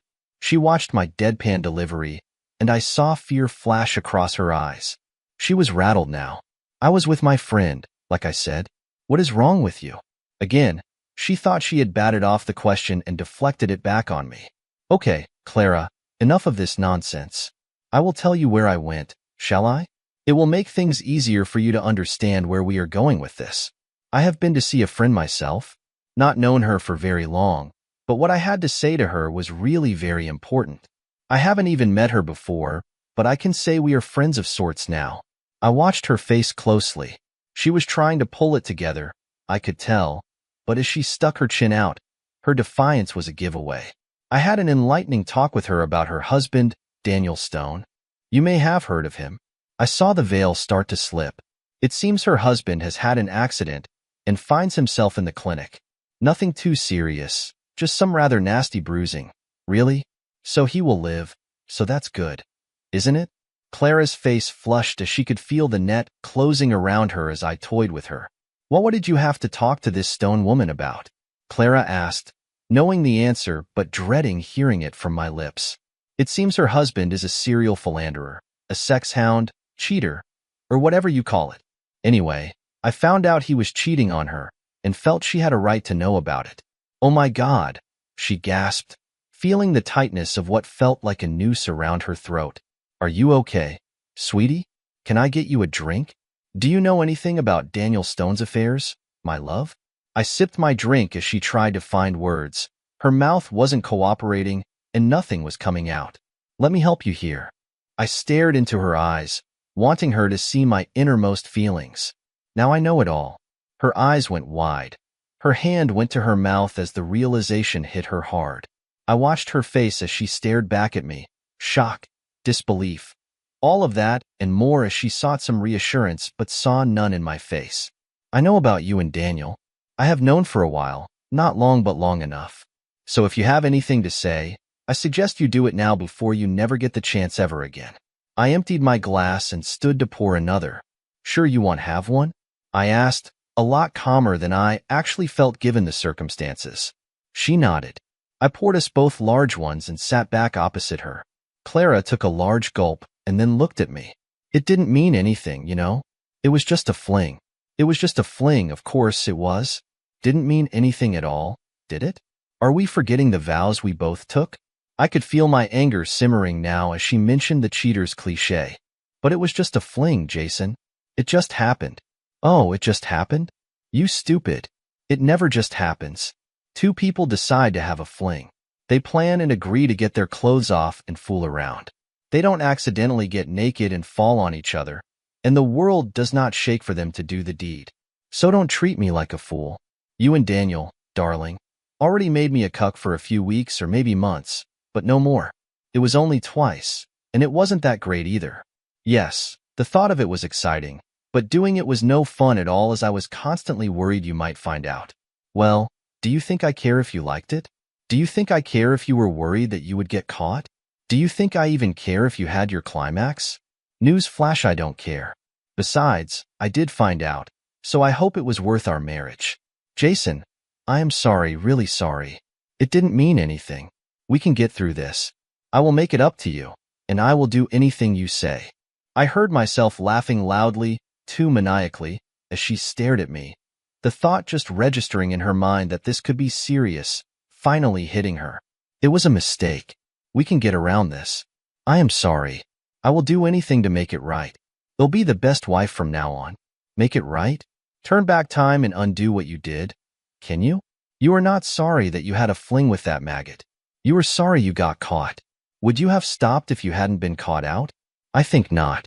All the old cliches fall so easily from a cheater's lips, just like all the lies you have told me and others since this began. It becomes second nature. The only person swallowing your lies here is you. To be honest, you are not the woman I fell in love with and married. I don't recognize you now. You are just a cheap street hooker. She looked at me as the words and the depth of my hurt started to permeate her cheater's facade. This was serious. What can I do, Jason? I will do anything. Nothing, unless you can make a time machine. We're done. While I was out, I called Sophia. She knows too, by the way. She will be here in a few minutes to pick you up. But where will I go? Are you throwing me out? She looked at me as the shock set in. You can go wherever you like. You cheating. Even back to the clinic to see your boyfriend. I don't care, as long as you are gone from here. We are done. I finished my drink and slammed the glass down to emphasize the end of the conversation. Clara sat stunned, looking at me, as there was a knock on the door. I stood and went and greeted Sophia. How did it go? She asked as we stepped into the lounge. She looked at her sister, who was sobbing steadily now, her shoulders shaking. Just get the hell out of here, Sophia. Sorry to be blunt, but if she doesn't go, I am afraid she is in for the worst time of her life, so please hurry. Thank you for this, Sophia. I will be in contact soon. I poured another drink as Sophia bustled around, getting Clara's things together. For the next few days, I listened to the sound of my wife sobbing as she watched her sister gather her things and toss them into a couple of suitcases. It took less than 10 minutes to remove her from my home. The longer battle would be to get her out of my life permanently and erase the pain. Retribution will help with that. That was all I had now to look forward to, as well as another stiff bourbon. I stared into the flames of the pyre I had built in the backyard. Everything of Clara's was now ablaze. There was no way I was allowing her back into my house for anything. Screw you. I finished the bottle and tossed it into the fire. I had her served at her office. I wanted everyone to know she was getting divorced. I called her parents and let them in on what their darling daughter had done and why I was divorcing her. Her mother tried to force me to reconsider. I must add, it did not go well for her, and by the time I hung up on her, I might have caused her a heart attack. My wife knew by then that I was done with her. She did try to meet me multiple times, but I shut her down every time. She never contested the divorce. Sophia later told me that she has been put in counseling and will be there for a while. Sophia and I did go out on a few dates, and yes, we did it a few times, but we both knew it would never work out. As for Daniel, he got divorced, and his wife made sure he was drained of every cent he had. Sometimes I do feel for the guy. How does a guy feel with just one ball in the sack? He left the country once he was out of the clinic. I still visit my watering hole, and for the coming few years, I don't plan on any love.